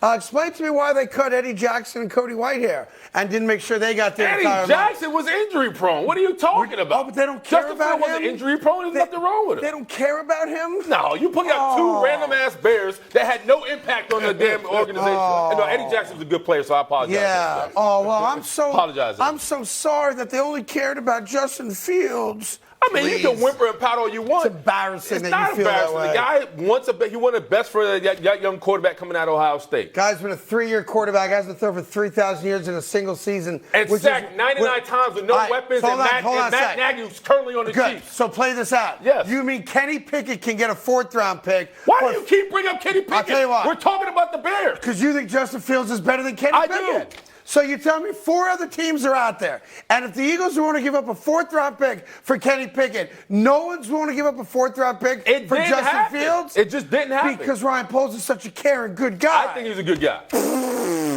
That's the best offer they got, and the only offer they got. The Eagles have moved Hassan Reddick's signing roster bonus to April 1st, which indicates that they are working to trade him. Do you think they will regret trading Hassan Reddick? Well, I guess it depends what they get in return. But yeah, Hassan Reddick's a badass defensive player. To me, he was part of the heart and soul of that defense the last couple of years. Don't forget, he's the guy that knocked Brock Purdy out of that defense NFC Championship game 2 years ago. He's a rock star defensive player for my money.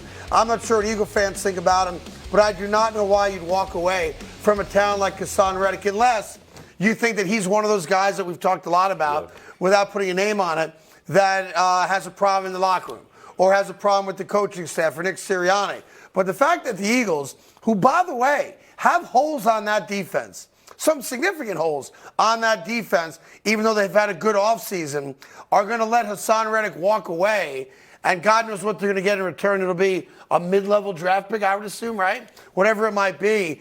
To me, this doesn't make football sense. Now, we know that Reddick was ticked off towards the end of last year and how Matt Patricia was using him because all of a sudden Cousins lined up 20 yards off the line of scrimmage, and there's no way to get to the quarterback when you're that far back as you're having him in coverage. So maybe it just got to a point where I can't play for you anymore, and you don't want to coach me anymore. And that happens from time to time. But this does not make the Eagles a better football team if they lose to Son Reddick. No, it doesn't make sense because Vic Fangio believes in edge rushes, right? That's a part of his defensive system. Like, he wants guys that can get after the quarterback. And you talk about a guy who's an emotional leader, but on top of that, who goes up there and sacks for the team. So I don't understand it. If I'm Vic Fangio, I'm jumping on the table. Like, we don't have the necessary guys right now to go get home and make an impact on defense. Why are we letting one of our best guys out the door? Yeah, and by the way, it's a big cap hit, too, on top of that. Yeah, it's so the signing, the roster bonus, it's a $1 million bonus. It's not a significant amount of money in the world of being a professional athlete. The cap hit is pretty significant. Correct. It's over $20 million, but we're talking about $1 million, right? We're talking about $1 million, which now they pushed back essentially 2 weeks. But there are some rumblings out there. You could speak this better than I can. That the Rams now make an interesting destination because of the Aaron Donald retirement. That while he is not Aaron Donald, I don't want to make that comparison, but that would make sense because now you need a guy who can get to the quarterback the way Aaron Donald did, that the Rams might be a team that would have some interest in Hassan Reddick. Yeah, I like the Rams, but as I mentioned before, I like the Detroit Lions. If Detroit Lions can somehow snag a guy like that and cap off on the other side with Aiden Hutchinson, now you're talking about a legit Super Bowl contender with they have right now. He's a leader, he's a badass, and now you have Aiden. Because remember, go back to that NFC title game. We watched Aiden Hutchinson get laid down often, and they couldn't get to the Brock Purdy. So hopefully Hassan Reddick. And by the way, I should point out, Hassan Reddick's only 29 years old. He's a young pup. So this will be, in theory, if he did sign a new contract, this will probably be the last big contract that he might get if he does get an extension. But I'm trying to figure out why Philly would suddenly have no interest in bringing that kid back. He's a local kid. He's a badass defensive player. Right? Yeah, Temple from Camden, New Jersey. And you're going to walk away from that guy, meaning there's something else going on. Exactly. What did we see from the Eagles? We saw a complete organizational breakdown at the end of the season, and everything was bad. They're fighting on the sidelines. They're fighting amongst the coaches. They had to bring in 2 new coordinators, and I think that might have some influence over this. Where even though he is a very talented player, the Eagles organization, because this is the only thing that makes any sense to me, might be thinking we'll be better off without that influence in the locker room. Take a quick break, but coming up, I got to ask a very tough question for you football fans. Are the Baltimore Ravens in trouble when it comes to their attempt to repeat as the number 1 seed? This has not been a good offseason for the Baltimore Ravens. We'll explain why we say that. And the dunk of the century coming up right after this. And one shot attempt in that first half. Another turnover for Utah. Edwards gets it back and threw it down. And one. Whew. Yeah. We'll just leave this. Here's what the Minnesota Timberwolves social media coordinators put out there. That's offensive. After the game. Here's what Anthony Edwards said. He said that was the dunk of my career. Yeah. What do you think about this? Well, he's only had like a 3-year career. He's got some dunks. It's like he's been around for 20 years. He has some dunks. Just out of curiosity, did the Timberwolves social media director get fired like the Magic's did? No. No, but it's different? No. Yeah, so junk in the face is not as bad as 2 jerseys that say black dick next to each other. No, it's not. All right, just check it. He But didn't look say at that. junk in the face. I think it's awesome. It's a great dunk. It's only worth 2 points. And it reminds me. No, 3. Oh, he did get plus 1. Did he make the free throw? We don't know when he get that far. Is that an old man take saying it's only worth 2 points? Yes. Extremely old man take. Yes. Oh. And 1. It's only worth 2 points. It's like a layup. It's 2 points. That 2 points gets you 50 points if you're high. Look, it's a great dunk, and it does go back to the conversation we had last week when I made the point against all odds, alone on an island here against you knuckleheads, that nobody wants to be dunked on. Nobody wants to be dunked like Collins did yesterday. So plus, he gets the headache afterwards. He comes out of the game, and he knows what he's waking up to today. He's waking up to what? He's the biggest story in the NBA, and it's another man's junk in his grill. That's the story. Did you see Jalen Johnson on Austin Reeves? Let me show you. Wait right there. At the end of the day, you had the Hawks versus the Lakers. This is the first possession of the Hawks. Take these nuts. That's nuts in your face, Craig. And they're salted because he warmed up. So the bottom line is, that's body to body. Austin Reeves. Who's your daddy? Jalen Johnson. Yeah. Look at that. Oh, wow. Oh, look at his face. Look at his face. That's not Do okay. not inhale, Austin Reeves. Do not inhale. And that was and one. As the great Tracy And then Morgan that was said, and one. I'm going to get somebody pregnant. Yeah, that's jumping over somebody. yeah, man. that's a guy racial turned his crime head. right there. You know, That you know? is. Yeah, so there were two great dunks. Yeah, that was just last night. Just last night. I know. Don't nobody want to get dunked on either. I think the problem with that one is that it was the first play of the game, right? That's the The problem. first right? possession. Yeah, The first first play. possession. The first Look at this. Austin, look up. Oh, God. I told you Reeves wasn't any good. Oh, he's been By playing. the way, how is that not a charge, by the way? Thank you, He Craig. was outside He was still, the no, he was circle. still No, moving he's to his not left. moving. He was Come on, moving to his Tim. left. He That was guy moving doesn't to have his a nut left. allergy. Look, Come on, Just- Tim. look. If you're not gonna call traveling, that's not a charge. Just to be respectful to a grown man. Oh. I mean, when you get knocked over by another guy's balls, isn't that a charge? No. On the playground, that's a charge. No. Called the purple That's heart. called a Charge on the block. playground. No, there's No one's ever called a charge on a playground. Well, yes, they have. Craig Yes, has. they have. Yes, they Charge on have. the I done playground. seen a lot of people call charges No, on I've the never playground. seen someone I done call seen- charge They on the didn't playground. get it, but they called there you a go. charge. That's fine. On That's West fine. 4th, that's a charge. Yeah. Well, I don't know if you're gonna get it I know, on the Tim. south side of Chicago. You ain't gonna get in the Bronx. Timmy, I'll say this to you real quick, that those two videos are not the best videos for last night. There are two other options. So because, I love you, I want you to be in charge of what we see next. You want door A or door B for video that is better than those two dunks. Which door are you going to pick from? I'm gonna take door B. Door B. So, balls. this video from yesterday's sports action in this country is a better video than those two posterizing dunks. Play the video behind door B. Oh, Yankee legend. Come on, man. Why are we talking about this? What do you again? mean? Why are we talking about this again? Joe We brought Torre. this up again? Yeah. I mean, hey, Tim, what? Go ahead, Tim. Go ahead, Tim. He's not even the manager. Not at all. Not but at all. He was. He And was. there when the He Yankees was. were winning And that's rings. then. Hang on a second. That's then. Hang on a That's second. just like we talking about Dallas Cowboys. Hang on a second. Let me just tell people It's what like that talking about was. the Dallas Cowboys. Why are we talking about it? Legendary Yankee manager, 5 man, championships, please. Joe This is Torre not a story. was given the opportunity This is not a story. to make a pitching change yesterday for Okay. nostalgia purposes, Timmy, and you hate it. Craig, what's the same video behind door A? It's the video that Timmy hates. We love you, Joe. I'm playing my violin. 9 o'clock. Here we go. For the top 5 at 9. Let's go. Yeah. We start with number 5. LA Dodger players seem to really love the new Major League Baseball uniforms yesterday. Oh, okay. Wow. There it As goes. a, I don't know if she's a movie star or a musician. Doesn't matter. Out in Japan. Love her socks. She's an actress, they're telling me. She got to throw out the first pitch yesterday. And, suddenly, the Dodger players were totally into the first pitch. Yes. Into this first Yes. pitch. The boys were all in. Yeah. Half of them went to Shohei saying, "Can you get me your number?" No question. But it does bring to mind the big story this offseason, and that are the jerseys. So I just wanted you to see a close-up of what the new jerseys look like. Oh, there it goes. Yeah. Okay. See? Oh, they see through. Yeah. Oh, I see. It That still works. look like it's crop top. Thanks, Tim. Appreciate that. The Good men eye, are gonna Tim. wear. The men are gonna wear that. The men are gonna wear that. Yeah. Especially Otani. Wow. Joe Torre's going to wear it when he makes it. Yeah. Oh, no, he should not show me his stomach. Yeah. I'll look at it, Joe. Pop it out there.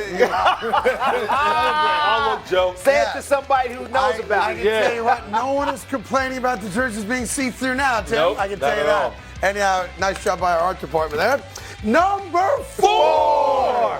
The Dallas Cowboys cleared up cap space yesterday to sign a big-time player. Yep. A huge deal for the future of the Just Dallas a need. Cowboys. And the guy they signed yesterday was... Rico Dowdle, back up, running back from last year. Rico. Who is the big signing the Cowboys had yesterday? They needed a running back. They signed Rico Dowdle. Actually, re-signed Rico Dowdle. Now, to be these honest are the with you. guys that are available that they could have signed. Now, some of them are towards the end of their career, maybe even washed. Yeah. But those guys Still. actually can play football. No disrespect to Rico Dowdle. He's Is the this- guy the is- Cowboys cleared space He had a for. good year last year. This is a story too. Yes. That's just like Joe Torre. Back to Joe Torre. I mean, why, All right. this is not a story either. Number 3. 3. March Madness starts tonight. You have the 2 playing games today. You have the 2 playing games, obviously, tomorrow before the Thursday field of 64. But even though the tournament essentially starts tonight, so does the transfer portal. 200 kids yesterday opted into the transfer portal. And you've got kids, the most famously right now, like on NC State, had the big upset of Carolina in the ACC tournament, already announcing that they will not be playing for NC State next year. This is a problem. This is a very big problem because I got to play those guys in this tournament. Right. And I know they not all in with trying to win the tournament or trying to win games. They already out in the transfer protocol and looking to see where they going to play next year. But it won't be for NC State. So I have a big problem with that. And I don't know, as a coach, you have to win. Got to try to win. You got to try to win. Yep. And I have to play these guys, even though they're not here for me. They're here for themselves. And to be fair, if the coach thought he had a better player than you, he'd go out and replace you as well. Exactly. So it does go both ways. It goes both ways. Number 2. Number 2, the Baltimore Ravens, Jacoby, second favorite team. The number 1 seed last year in the AFC playoffs. Home field advantage for the AFC Championship game. And everyone thinks they're running it back with Derrick Henry. Yep. Except there's one little factor people are missing out on. To have the best rushing attack in football, you need a great offensive line. They have now lost 3 of their 5 starters on the offensive line. The Jets get Moses and Simpson. The Lions yesterday signed Pro Bowler Kevin Zeitler. They only have 2 returning offensive linemen from a team that had the best rushing attack in football. So, Mr. Jacoby, are you scared? Yeah. There you go. And Patrick Queen is gone. That's and right. J.K. Dobbins, who was injured last year, he's gone. It really does feel like this team, which I felt so good about. So good. So good about. So good. Don't feel so good anymore. But listen, look, Kevin Zeitler's a big-time guard. good. He's so good. But at the end of the day, you know who should be scared is Lamar Jackson, right? Yes. Because you saw the evolution of Lamar Jackson last year. So go back to that Rams game in the second half. He didn't run the ball. He stood in the pocket comfortably and delivered the ball time after time and delivered a win. So if Lamar Jackson, if I'm him, damn everything else, give me an offensive line because I want to go back to being an MVP. It's like, hey, it's great you got Derrick Henry, but who's blocking? Who's protecting Yes, me? and Derrick Henry's Right. tackle. Which brings us to number 1. Number 1's a great one because number 1 says 2024 is clearly the year of the Big Apple. There we go, New York. The New York Knicks are going to get to the 2 seed. The New York Rangers have a Stanley Cup championship roster. And the New York Jets have, on paper, the single best assortment of talent According to you, the Greg. franchise has ever had, according to Craig. According to Craig. It's the year of New York. And I can't wait. An NBA championship, a Stanley Cup championship, What about the Yankees? a Super Bowl, and don't sleep on our beloved New York Yankees. You may not have seen this, Timmy, but yesterday, Joe Torre came. Joe Torre! Did a picture Let's check. get Torre back out there. Kids, just say no. Torre looking good. He's looking good. Looking He's good with looking shades. good. But he don't need to be. Look at that This walk. is not a story. That's a pimp This walk. is not a story. That's not a pimp Tim, walk. you from Chicago, you know a pit walk when you see it, That's baby. not it. You ain't never seen a man just walk to That's the mound not like it. that. It's the iconic walk from Joe That's Torre. a terrible walk. The MLB champion 5 times with the Yankees. To be fair, That was back then. Just like when we talk all about the seen you Dallas walk, Tim. Mavericks. I and don't have a understand terrible walk. why I you woke up understand this that. morning. I understand that. Who wakes He up this does morning too. and decides to hate Joe Torre? by the way, Tim, No, I didn't say I hate Joe Torre. I said this is not a story. This is a pimp walk No, from it's not. iconic This is not a story. So what? He went out there. What? He's 80 years old. It's spring training. Right. Exactly. Why don't Why you are we like- talking about spring training? It's called nostalgia. Why are we talking about You don't spring like training? oldies? I'm going to have to They, interrupt this. and they got people that's hurt on their team. If I may, Yeah, that got nothing to do the with best that. part of this conversation is Tim acknowledging that he doesn't have a good walk. Bad either. walk. Right. Nice job, That's Tim. good. Way to go on that, buddy. Bad walk. Feel like a Appreciate you. pimp? Pete, just know this. It's the, you know, they have like the Chinese New Year, and it's like the year of the dragon, Right, the year of yes. the cock, the year of this, and all those things, right? It's the year, that's what it is. What? I don't know, there's like a few of them. They're like the year of the, you know, Yes, this, the year of yes, that. yes, Well, we're this is, I mean, you guys are bad people. They want me to go to the Orlando Magic video. No, they don't. They really don't. No, we don't. No, we don't. I'm not doing it. I'm not doing it. It's not the year of the black. No, it is the year of the Big Apple. We're winning We are winning 4 championships this year. We're winning the World Series. We're winning the NBA championship, the Stanley Cup, and the Super Bowl. Super Bowl's next year, technically. That's fine. Just say no. In any event, we got to take. Say no. We got to take a quick break. Timmy's upset. No, I'm not upset. It's all good. Love you, we got another story Timmy's down to talk about. The Dallas Cowboys didn't sign anybody. Now we got to talk about the Dallas Cowboys. That's not new. After this. Dallas or George Torrey is not new. Good morning, welcome back to the Carton Show. Headlines, and we start, of course, we start with the New York Knickerbockers, who were late night in the Bay last night, winning wire-to-wire victory for the Knicks. However, OG Anunoby did not play. A little flare-up from the elbow that he had surgery on. Now, we all know the Knicks would likely just be favorites to win the NBA championship if it wasn't for these injuries. Will the injuries be the reason the Knicks season? To me, it's the only thing that could stand in their way of winning a title this year. No, you said favorite? Yeah, favorite. He said favorite, Tim. I didn't say favorite. Yeah, he said favorite.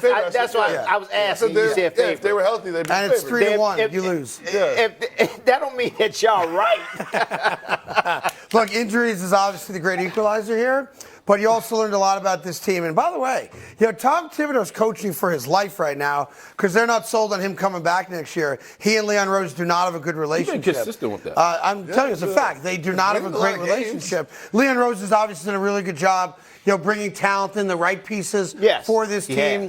And no one questions, Thibodeau's ability to coach, but it also wears thin very quickly. And I can tell you as a fact that the New York Knicks have to have some playoff success for Thibodeau to come back again next year. He's not loved in that building. Side story for another day, because obviously the New York Knicks have to make the playoff run before we figure out Thibodeau's future at Madison Square Garden. But look, it's one of those things where they're not healthy. They have not been healthy all year. Robinson essentially hasn't played this year. Randall's been out for, 3 months now with the separated shoulder. And Anunoby's got the elbow problem. When he came back, it felt like, all right, we're going to see what the real Knicks are going into the playoffs because he's such a vital piece of what they do on both sides of the floor. When I saw the report yesterday that he was not only not playing last night, but they don't know when he's coming back now, he's very positive, saying, I'm definitely coming back sooner than later. I appreciate that from a player's perspective and a guy who wants to compete. But the elbow's a problem. Yes. If it wasn't a problem, he would have played last night. Correct. Yeah. So he's not going to play against Denver tomorrow night. That'd be silly. And it's been a great road trip for the Knicks. Even if they lose to the Denver, mad successful road trip going out west. But to answer your original question, if I have a healthy Knicks team, to me, they're the only team outside of Milwaukee, if they're healthy, that can really give the Celtics a fight in a 7-game series. True. Nobody else can, in my opinion. True. The Sixers don't have Embiid, so they're not in the conversation, obviously. The Knicks are still good enough because they play defense to win a round, in my opinion. They're not good enough without Randall and Anunoby to actually go to the Eastern Conference Finals and scare the Celtics. But could they win the first round? Yeah, because I think the rest of the East is so weak. Maybe. I'm not guaranteeing it, Timmy. I'm just saying they play good enough defense They do. every night. They do. Where they can win the first round. They cannot advance to the Eastern Conference Finals, in my opinion, in a 7-game series. Would they win a game? Yeah, they'll win a game. Worse. Because they play defense. And look, they've held teams under 80 this year. Right. Right, the Orlando Magic and the Sixers twice in that 3-game spot. Now, if you tell me I get Anunoby back and he's playing 35, 40 minutes, which is a crapshoot right now, and they're 15-2 in games that he plays, yeah, I got a fighter shot, and that's all I need right now. I have no expectation for Julius Randle playing down the stretch or giving me meaningful minutes. And if I get Mitchell Robinson back, which I was told back in November was not going to happen. He was done. So if I do get him back, even for 10 minutes a game, and the presence he has on the defensive side of the floor, the Knicks are a tough out. One thing about the NBA, and more so now, than maybe ever before, Tim, you can speak to this, is, defense is an art. and defense doesn't get played a lot. Like, why did Milwaukee fire their head coach? Because they were giving up 120 points a game. And why I thought it was a bad move, because they had the second best record in all basketball, they wanted some defense there. They wanted someone to instill defense as a part of their culture, right? The Knicks have that in spades. They play great defense every single night. Right. The issue now, though, for the Knicks is because of the injuries, you have guys playing 40-plus minutes every night. Whether it's Brunson, Hart last night, played all 48. Deuce McBride played 46 or 47 minutes last night. So now you're taxing guys. Yes. So by default, their Knicks are not going to go into the playoffs with everybody well-rested and healthy. Right. That ain't on the table. Yeah, but at the end of the day, you also got to take it positive away from it. You had Hartenstein playing last night, coming off a nagging Achilles, and he was a big factor in that game. And then you talk about the distribution between Miles, McBride, you talk about DiVincenzo, and now you also have Jalen Brunson. So at the end of the day, I agree, the minutes are a lot. But right now, you're talking about a New York team right now, the confidence in what they play with, the grit in which they show, they can make a run. Valley, it can't be in the 4th spot. They got to land in the 2 or 3. Look, hopefully there's only 3 teams that can make it to the finals from the Eastern Conference. It's Boston, Milwaukee, and the Knicks. But that's it. Let me tell y'all this. You also got to understand, you're playing one team in the playoffs each round. One team can settle on what you like to do, your strengths and your weaknesses. Okay, without Anunoby, their weakness is going to be scoring. Their weakness is going to be scoring. Can they outscore another team? Their defense is going to be already set with Harden, DiVincenzo, and Brunson. They had the pedigree back at Villanova for defense. Sure. Because that's what they was known for, going out there winning ball games, was hard-nosed, grit defense. They just brought it to the New York Knicks, and that's the way they playing. It's going to be a lot of days where they just going to need some rest. They don't need to touch a ball. They don't need to do nothing. Like today and tomorrow. Don't touch a basketball because they need their rest to go against Denver. Because if they're going to try to get 3 or 2 position in the Eastern Conference, you have to try to win all the games you can, and each game is a different game. So I like what I just they don't have enough to me without Anunoby. And by the way, this Nugget game is a bit of a house money game, considering they've won 5 straight games on the road. West Coast. I mean, late in the season, this is awesome. Yeah. And again, they're going to go out there and do their damnedest to win the game. And they can come home having won 6 in a row. That's unheard of. But it's not. It's not unheard of. It's unheard of. For the Knicks to go on a West Coast for the Knicks. For the Knicks. We have done that. Thanks, Timmy. We have done that. I have done that. Yes, we know you're a Hall of Famer. No, my team have done that. Went out west and won 6. Congratulations. Okay, I'm just letting you know. So don't say you're not. It's unheard of. Don't say. I'm just saying. Don't say it's unheard of. Yeah, listen. It's not unheard of for us as Knicks fans. For the Knicks. See, y'all go back. Y'all go. It's unheard of for the Knicks. It is. Now y'all not confident that the Knicks can win 6 in a row. No, we're not saying that. That's what you just said. It's unheard of. It's a rare thing for the Knicks to go on the road, win 4 straight, and come back home and sweep the West. If you're a Knicks fan, we're going to sweep the West. We're going to come back with this win if y'all a Knicks fan. I think the Knicks lose by 20. You're playing the champs in Denver? It doesn't matter. Against Jokic? You're going to put Hartenstein against Jokic? I'll do you one better. Y'all think y'all all tough, and then now y'all acting like babies now. By the Come way, on, man. I'll tell you this. Come on now. I wouldn't be if shocked. y'all all in. Y'all all in. If y'all gonna say y'all gonna win and get to 2-3 seed, well, get to the 2 seed, 3 seed. We gotta win against the Denver Nuggets. That's where y'all gotta be. It's unthinkable. I don't think we said that. Yeah, that's what you just said. No. Yeah, y'all just I'm said just saying we're in y'all rare just air. said that. No. Y'all just said y'all can't win 6 in a row. Allow me to finish your Hall of Fameness. Okay. I'm saying it's rare air to have that conversation. It's realistic come Thursday night when they play the Nuggets that they sweep the West. We haven't been here. We don't know what that feels like. So we're saying the fact that we're here is rare. House money. That's what we're saying. House money game. House money game. I wouldn't be surprised if they even sit a couple guys since a house money game. Won 5 straight. He's not Thibodeau. You say he's just fighting for his life, and he gonna sit some guys down. I can slip this loss. I can take this loss. They got 2 days off. Yeah, that's today right. and tomorrow. They play Thursday night. That's right. I'm just telling you. House money game against the Denver Nuggets. Moving on to our second headline. Please That move on. involves Please the move New on. York Jets. We have some updates. What? They have officially signed former Cowboy Tyron Smith. All right. They are officially going to meet with wide receiver Mike Williams later today.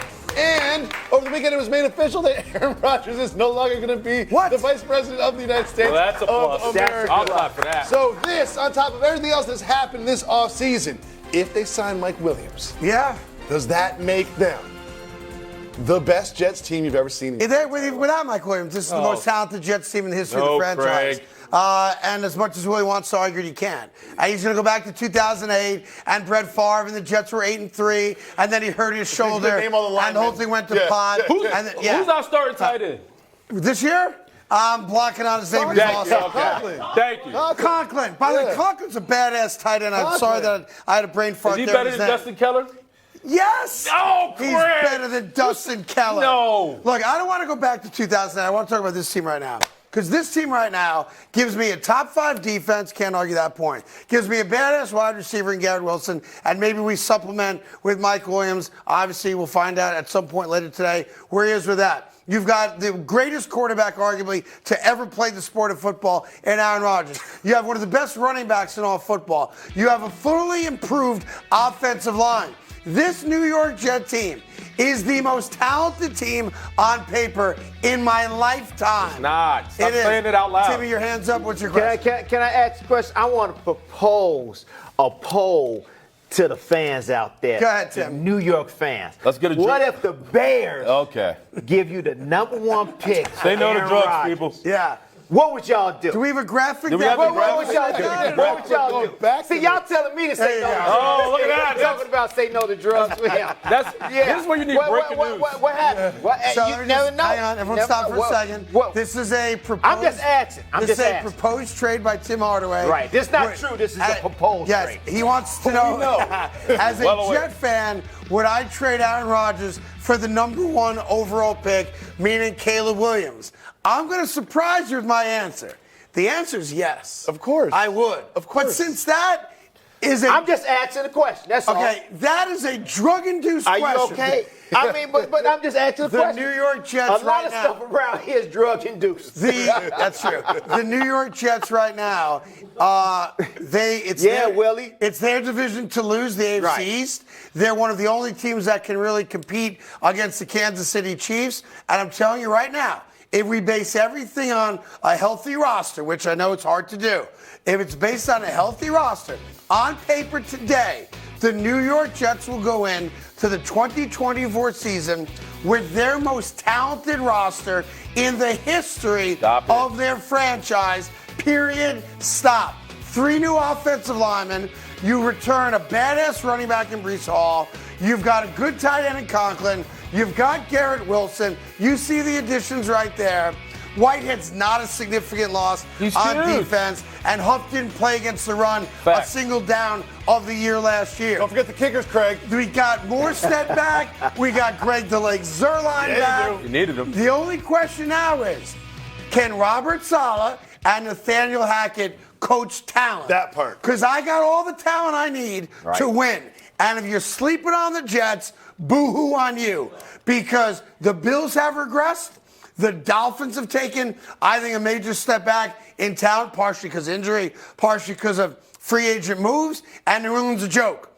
The New York Jets, it's their division to lose, and I don't think they're going to lose it. They will have a home playoff game, maybe 2 or 3, in the AFC playoffs this upcoming year. And if you don't get on board that train now, by Labor Day, it's going to be too late because you're going to see this all summer long, the greatness of the Jet roster in a manner in which we have never had in our franchise's history, going back to Don Maynard and Joe Willie Namath and Brett Favre and Boomer Esiason and Chad Pennington and all the other clowns that played quarterback for my favorite team. This is our year to win it. There's something called Jet Spectations. Okay. where you have to set your Jet Yeah, expectations. it's usually 4-12. They're going to mess it up.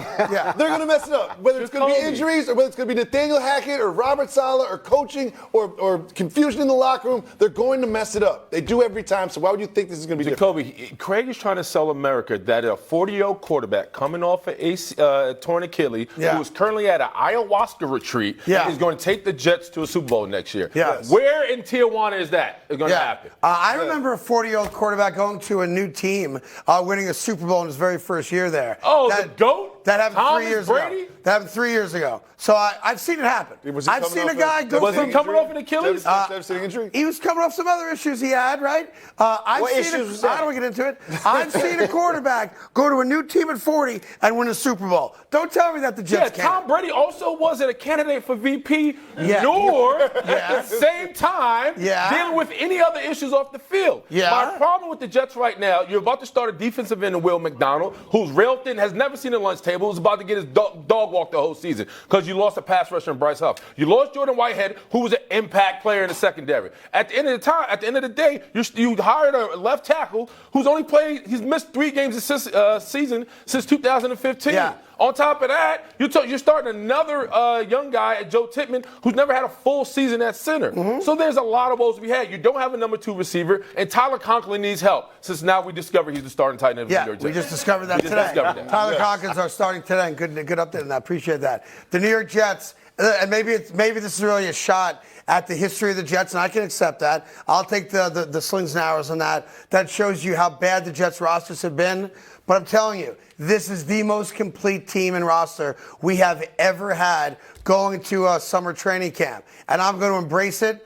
I'm going to take it, and I'm going to win the AFC East. You know that for a fact, this building's been around 20 years now. We've never had a playoff game in our own building. Even the Mark Sanchez runs, every game was on the road. So I'm getting a whole playoff game this year. That's right. I'm roasting pigs in the parking lot. I'm spanking pigs before playoff This time games. last year, you were saying the same thing. No, I wasn't. You No, I was not? wasn't. No. Yes, you were. No, I was not. We just need to go. That's what we need to do. That's what we need to do because we have that on film. Yeah. All right, I'll tell you what. I'll go back in time right now. Put it up. Video of the week thus far from the world of sports comes from Tampa, Florida yesterday. Oh, yeah. Look at that wall. This is not a So story. cool. That's Joe Torre. I never it's thought not that a Tim theory. Hardaway would be so triggered by watching Joe Torre. Look at Joe with the not a iconic story. walk to the mound. It's not a story. Let me walk through real quick so people understand what's going on.